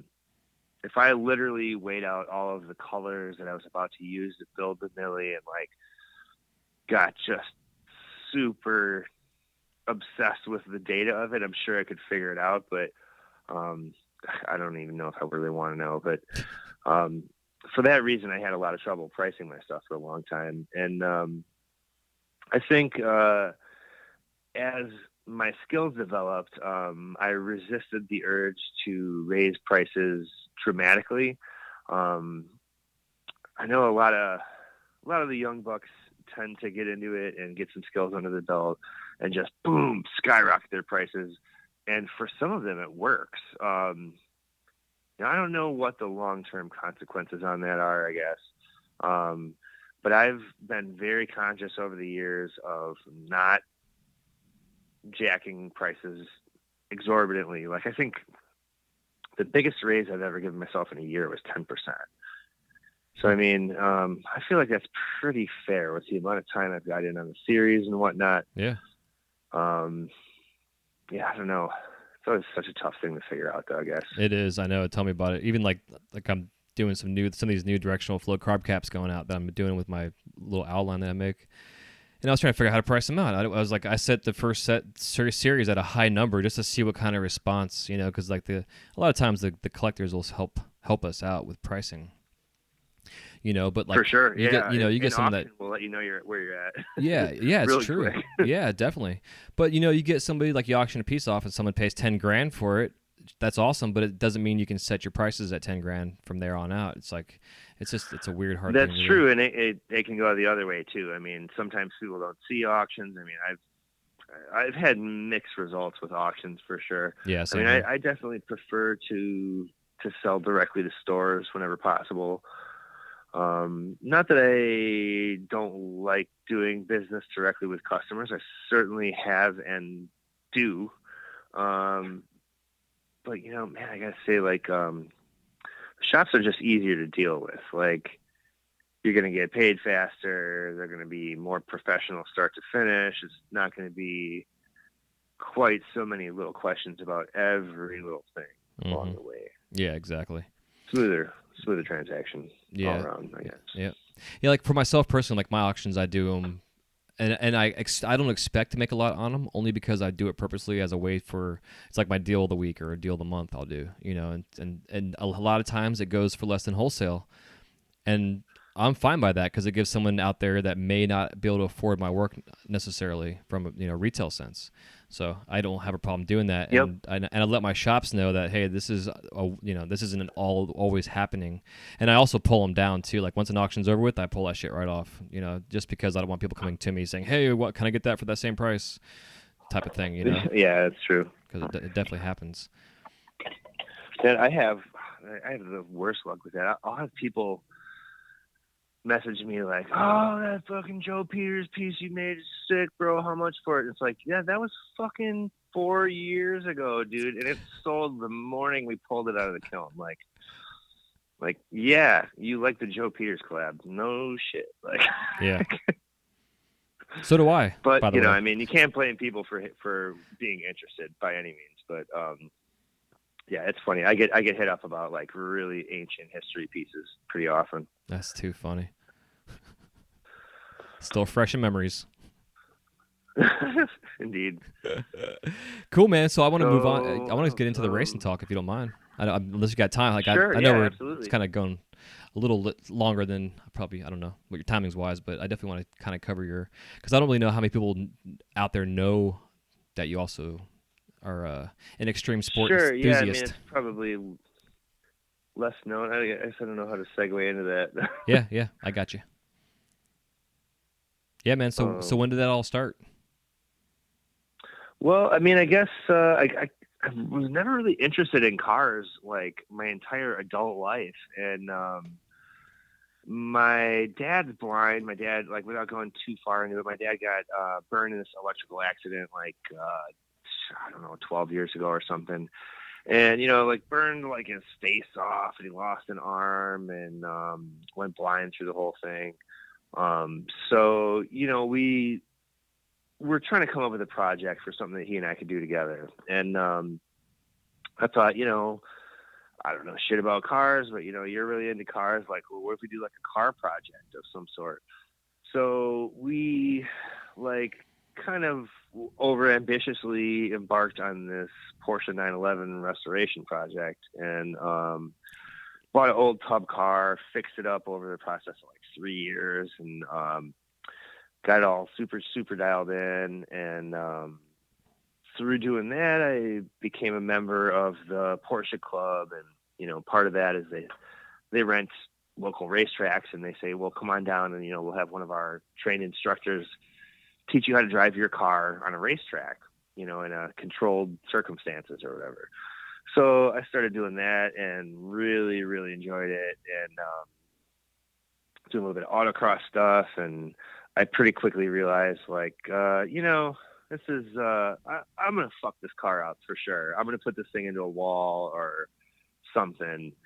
So I started to look at building on another car. So I bought a Volkswagen Corrado, and basically just kind of started, we'll put a different muffler on it, and we'll do this or that. And 5 years later, I've got a fully gutted, fully prepared race car that I can race in pretty much any league I want. Things have escalated for me driving wise. I've done increasingly crazier and more difficult events, and acquired some racing licenses and stuff. Nice. And I'm currently racing in SCCA majors in the SPU category. What's the FPU stand for? So yeah, super production under 3.2. Okay. So yeah, I don't know. It's super fun. I just needed something outside of glass. Like, everybody that I know is glass people, Mm-hmm. and every one of them says the same thing. Like, oh, I love glass. Oh, I just love glass. Blah blah blah. Glass. Tell me about glass. And that's cool, but like at the end of the day, that kind of makes for boring people.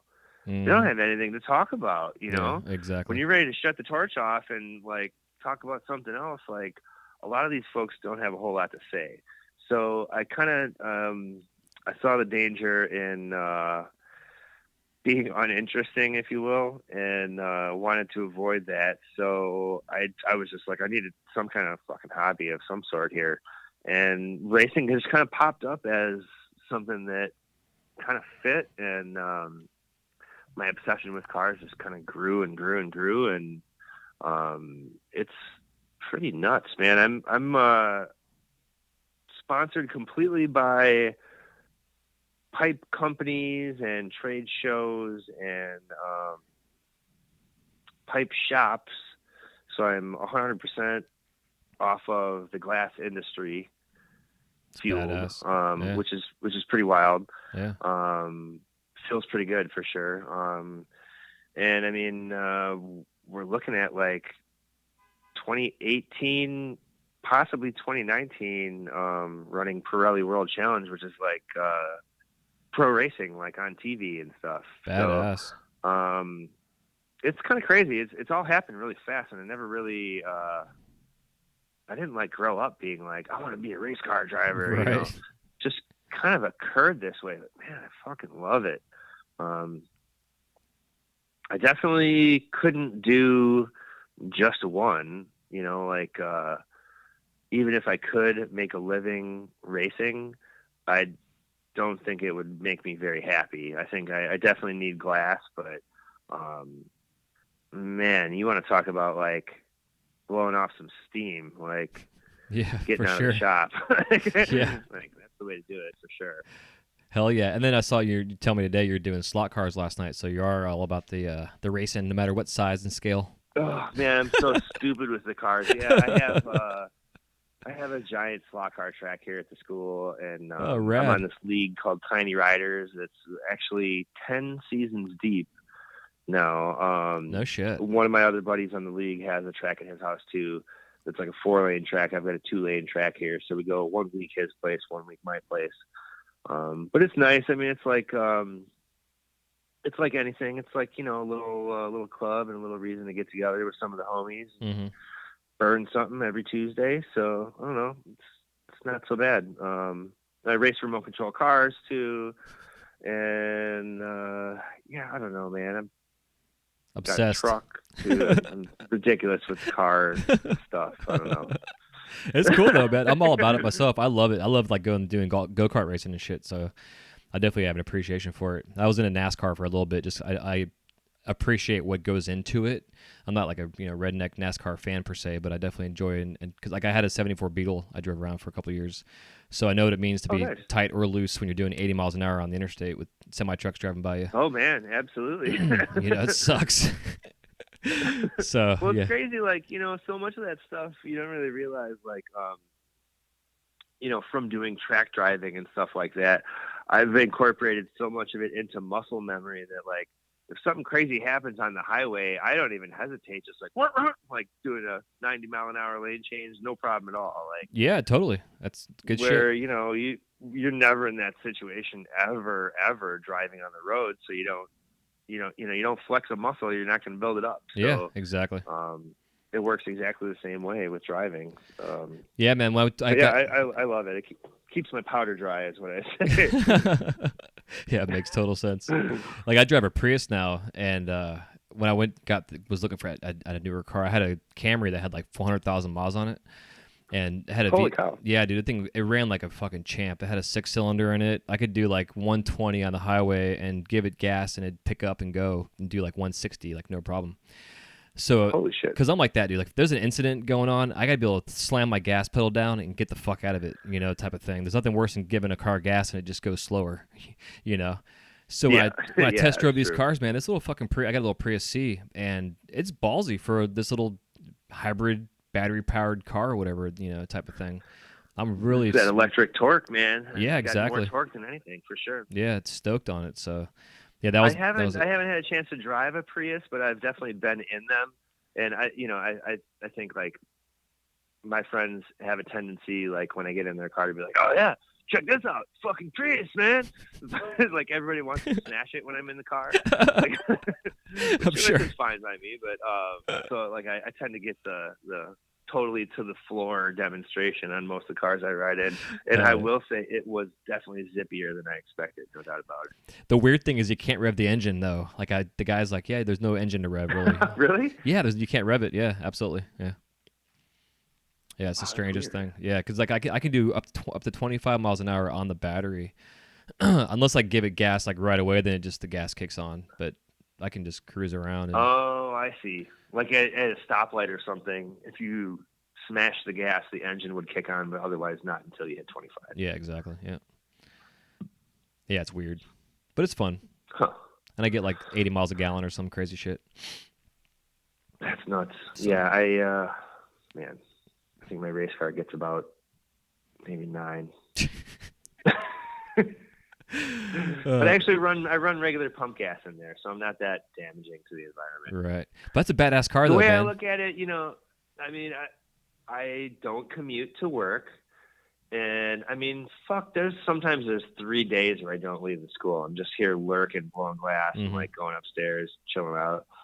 So, the way I look at it, I've got a little bit less of a carbon impact during most of my week. So Saturday and Sunday, I can burn a little bit more. Yeah, exactly. Minus all the off gas from Balance your glass and your torch and all that fun shit. Well, yeah, there's that, I guess, but yeah. I always find it funny though, man. It's like one of those weird things. Like we're all like, we try to be as conscious as we can, like, about ourselves and about the environment. But it's like this career choice we have is dirty. Just throw some more dinosaur bones on the fire. Yeah, exactly. Yeah, I had Mike Souza on. He's the glass blower over at Princeton University, and he was talking about a guy. Sure, yeah, I'm familiar. Yep. Yeah, he's a badass, and he was saying I had him on the show, and I forget the guy's name, but he was asked like what size of carbon footprint he thought he was going to leave, and the guy's like the size of Rhode Island. So yeah, it's funny. Yeah, and not. That's about right, man. Hopefully one day though, somebody comes up and like has a recycling plant that can take all our Boro scraps that we toss in the garbage. Or something. I'm waiting for the laser torch. That's what I've been waiting for this whole time. Is just some kind of like totally no radiant heat, just like a wicked hot laser. Yeah, I like that. That's a badass idea. It works idea. the same way. You got makes total sense. Backer behind it or something. Right. Yeah. So it doesn't. Yeah, that makes sense.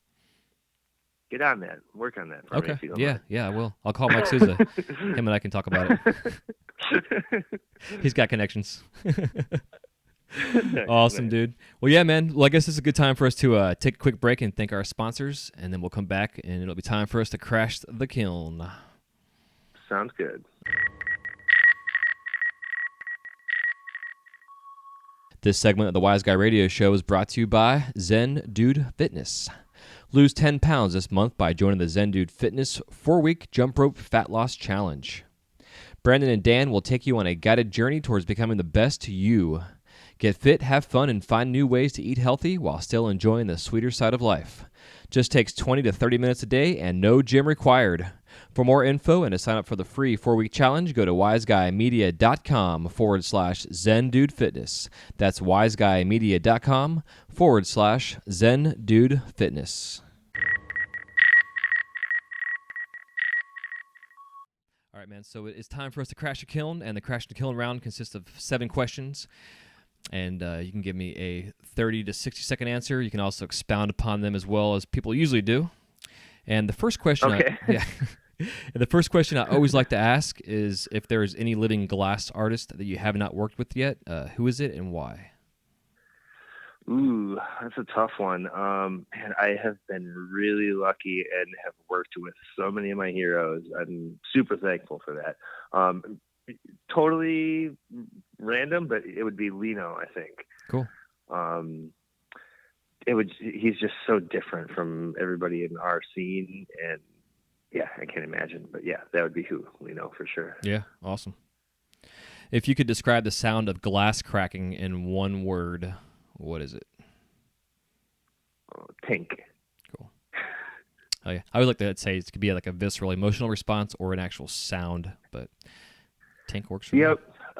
Yeah, I would say. I don't know, man. Tink just really kind of like cuts through me for sure. Like I'll put something in the kiln and like go up to my little lounge hangout area upstairs from the shop, and I can hear it all like tink, like all this, and that's not the kiln ramping on. That's glass breaking.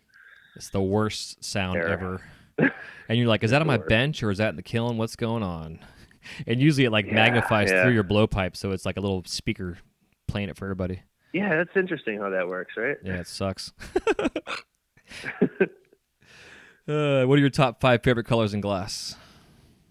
Oof. Oh man, that's a tough one. I'm going to give you a weird one for my number 1 because it's such a workhorse. Glass Alchemy Eclipse. Okay. Love that color, man. Lip wrap, Smellies, stays super black when you stretch it out, and I love Eclipse. Nice. Man, beyond that, I'm going to have to roll with the hype is destroying it right now. Like the Glass Alchemy Terps, the North Star number 19 experimental that's kind of like blue purple. It's dope. You know, serum's cool, but I feel like we've seen a ton of it. And beyond that, I really like mystery adventure is really fun. Yeah, me too. Some of those sparkly colors too. Yeah. A 5? Yep, that's 5 or not. That's 5. Yep. All right. Yeah. What's your worst injury in the studio? Worst injury in the okay, so I taught a class at Glasscraft like 3 years ago or something. It was like when I was there to record a webinar, and this was like shortly after they legalized weed in Colorado, and I was like, all right, I'm gonna be super responsible. I'm not gonna get all fucked up for my class. And you know, I smoke weed, you know, like regularly, and I woke up and I was like, nope, I'm not smoking anything. I'm going to go teach this class. I'm going to have a great day, blah, blah, blah. And I got to the class and I was all frazzled. And I was like scatterbrained from not being stoned, and and started chopping a bunch of 15 mil rods. And sure enough, sliced through like a big chunk of my knuckle. Like it was a really bad cut. And I didn't have insurance or Obamacare or anything at the time. And it was like, well, shit, what are we going to do? So they were like, yeah, we've got like a friend that was a nurse, like back in the day. She's like retired. And they like called her, and she like super nicely came down and like scrubbed out my wound. And like we went and bought some super glue, and we super glued that shit shut and taped it up. And the class resumed 2 hours late, but we rocked the entire thing on. I made a really cool Donkey Kong millie, like one of my favorite millies I've ever made, honestly. That's like too with funny. A total super bandaged hand, like not really able to turn punnies. Did you actually cut it on camera, or was that like before you started the process? That was not on camera. No, that was like doing the prep right before that. Yeah, thank goodness. Man. Yeah, no fun. Yeah, Jesus. You do you have any glass blowing themed tattoos? No, I have a bunch of tattoos, but no glass blowing tattoos. That's probably, I haven't been tattooed in a long time, and that's probably one that's long overdue, but hasn't happened yet. Right on. Should do like a whole Mario scene. just because, you know. Man, I've got a lot of Mario in my life. I've got like the entire wall of my shop, which is like, I don't know, 15 feet high and probably a good 30, maybe 40 feet long, is a huge, huge Mario mural. So hell yeah. I've got a lot of it in my life. Yeah, I saw the picture on your Instagram with Rashawn and Germ in there. Oh, nice. Yeah, it's badass. Yeah, dude, speaking of Germ, dude, Thanks. Jeremy's fucking got his hands full, huh? Oh, man. Yeah, absolutely.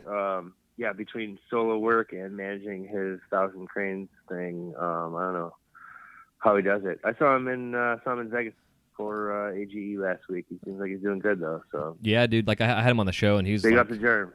Yeah, man, he's definitely got his hands full, but I'm super proud of him for taking this initiative to do something for himself, like in a spiritual, you know, type of sense of doing this process, and it may change our industry. I mean, for the fact that he's gonna have this amazing collection of work that he can hang up in this gallery as an installation, like it's gonna be fucking crazy to see it.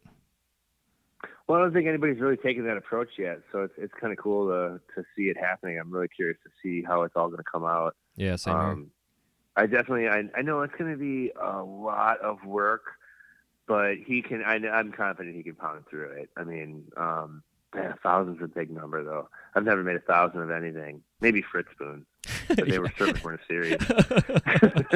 Yeah, I've been there, done that, bro. I've got probably 100,000 Fritz spoons and wrapping rigs under my belt. Right? Holy Jesus.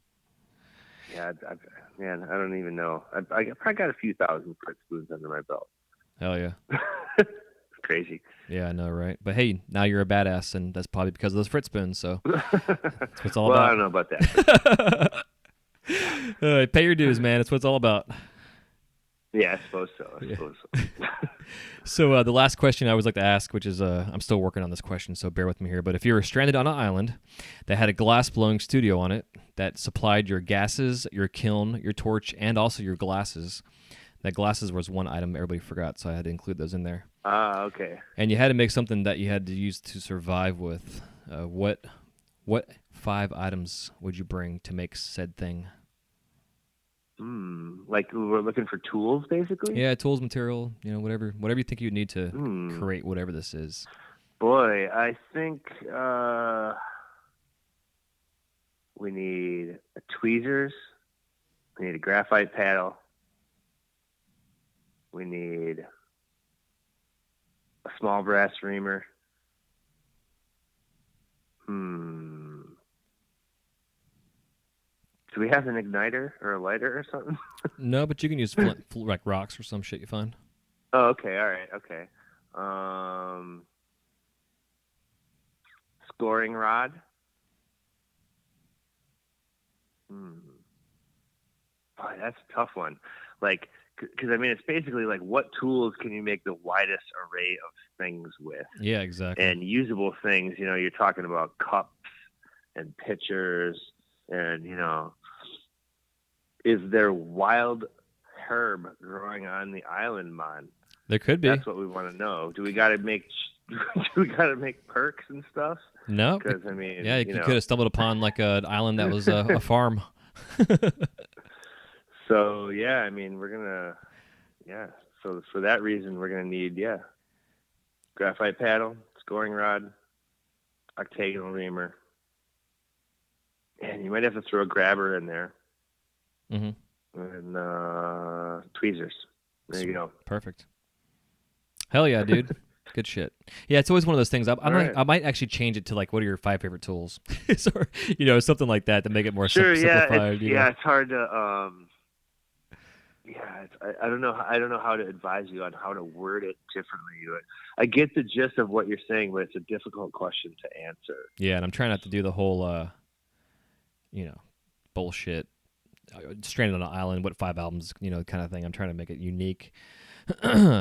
So, but on a side note, have you ever heard of Lawrence Stump did a demo way back, like at IGS, I think, where he had a fork, a knife, and a spoon that he took like from the mess hall of the cafeteria, and he was like had the audience call out stuff, like name whatever you want, and he'd make it.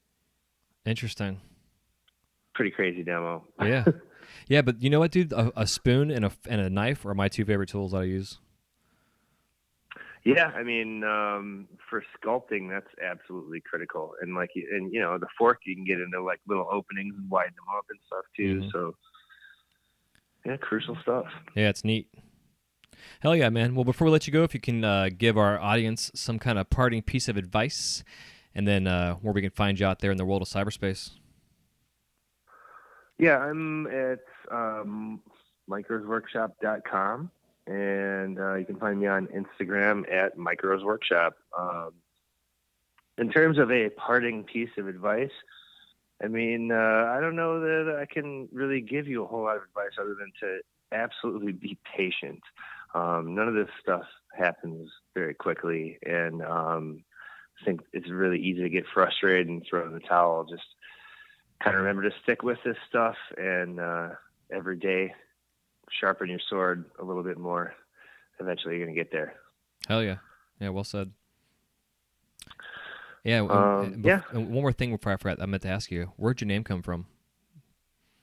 Not Paul, but your micro name. That's actually a pretty good question. So I owned a gallery for many years and made like legit art, I guess you could say, like, paperweights and jewelry and all that kind of stuff like that you would see in a typical gallery.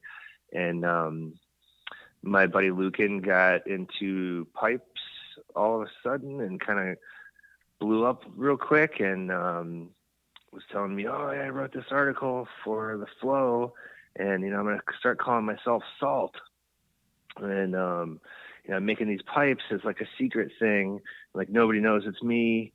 But it's like all on the side and blah, blah, blah. And, you should check it out. And, it's like, wow, that's pretty crazy. And 6 months went by, and the hype kind of built even more and more. And the article came out and everybody loved it. And, he's like, man, you got to get on this. You got to start making pipes. I'm telling you, start working on this. So I did, and I was like, well, what am I gotta have like a nom de plume, if you will, your salt, like what am I gonna be? We got to come up with something here. Help me out. And he's like, came up with like a whole list of names actually, and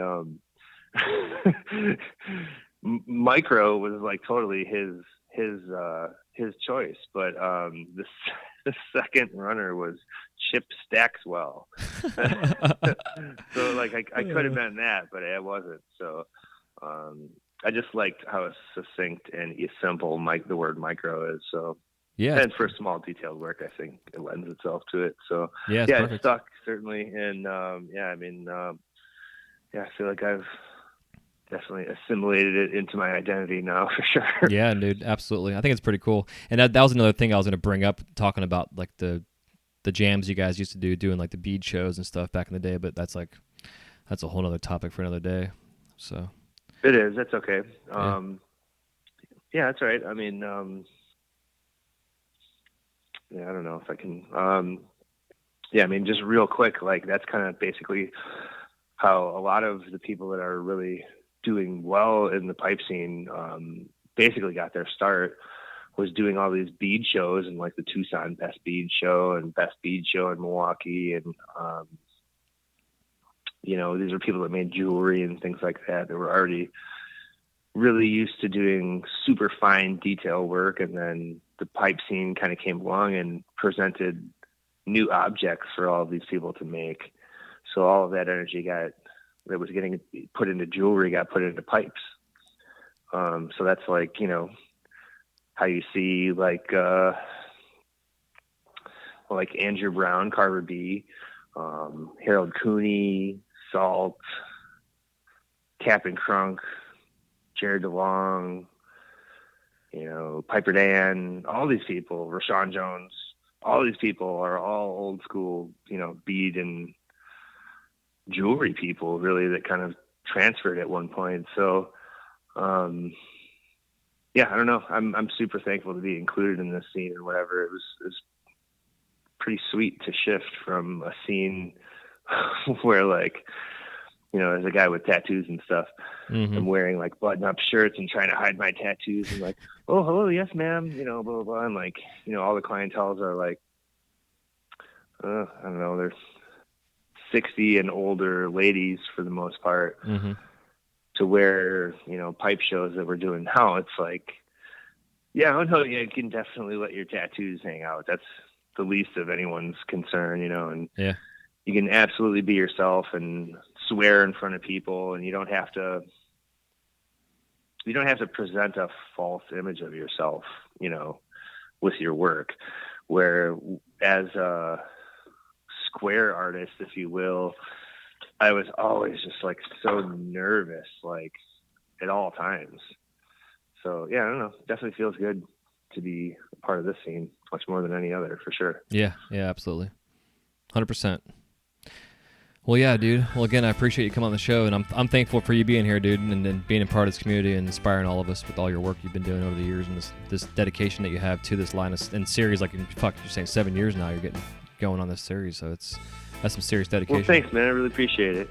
Yeah, anytime. And thanks for having me on the show. I'm definitely honored to be a guest on the podcast. Look forward to hearing it for sure. Yeah, man, absolutely. Well, I hope you all enjoyed our chit chat with Paul, and definitely check him out on Instagrams and all the social feeds. I'll have all his links and connections on the show notes. And we'll talk to you next time on the Wise Guy Radio Show. Y'all take care. Peace. Man's inhumanity to man, all those things cause complication in creation. See, the domination of one nation to another nation, all those things cause complication. See.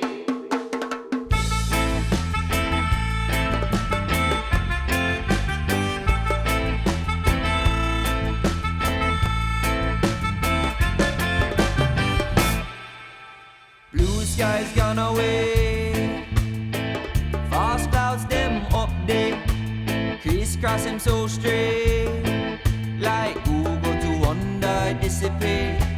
Clear skies gone away, fast clouds like every day, commercial or military either way, it's obvious to me that them spray.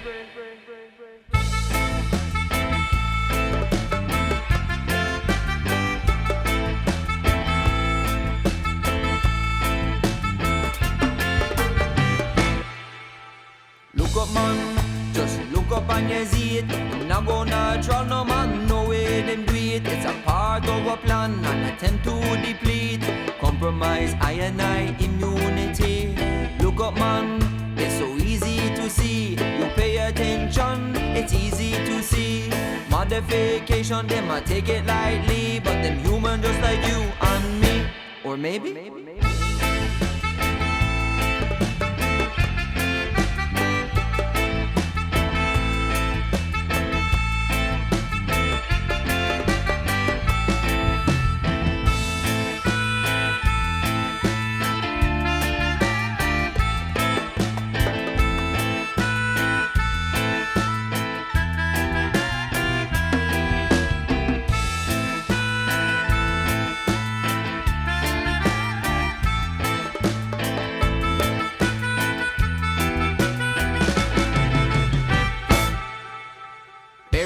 Aluminum, particulate them fill me lungs. Sick every month and they better not come. Control the population or try control the season. Do anything them can to advance to type 1. Convince the people chemicals of condensation. Oh, the conference, the sugar coat the truth like confections. From down here we can see that it's a cover up conception. So me stand and open objection.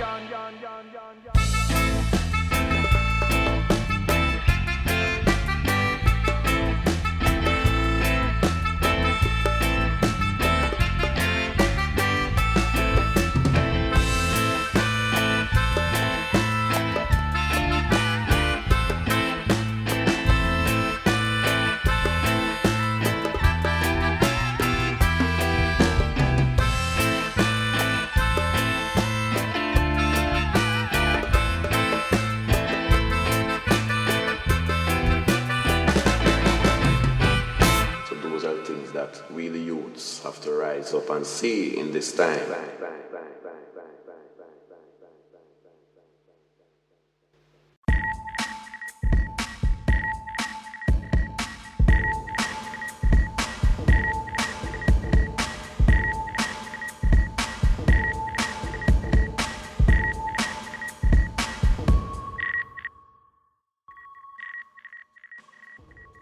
This episode of the Wise Guy Radio Show is brought to you by Glassroots Art Show. Now entering its 9th year, Glassroots is designed for artists and distributors who wish to do wholesale business with shops and galleries.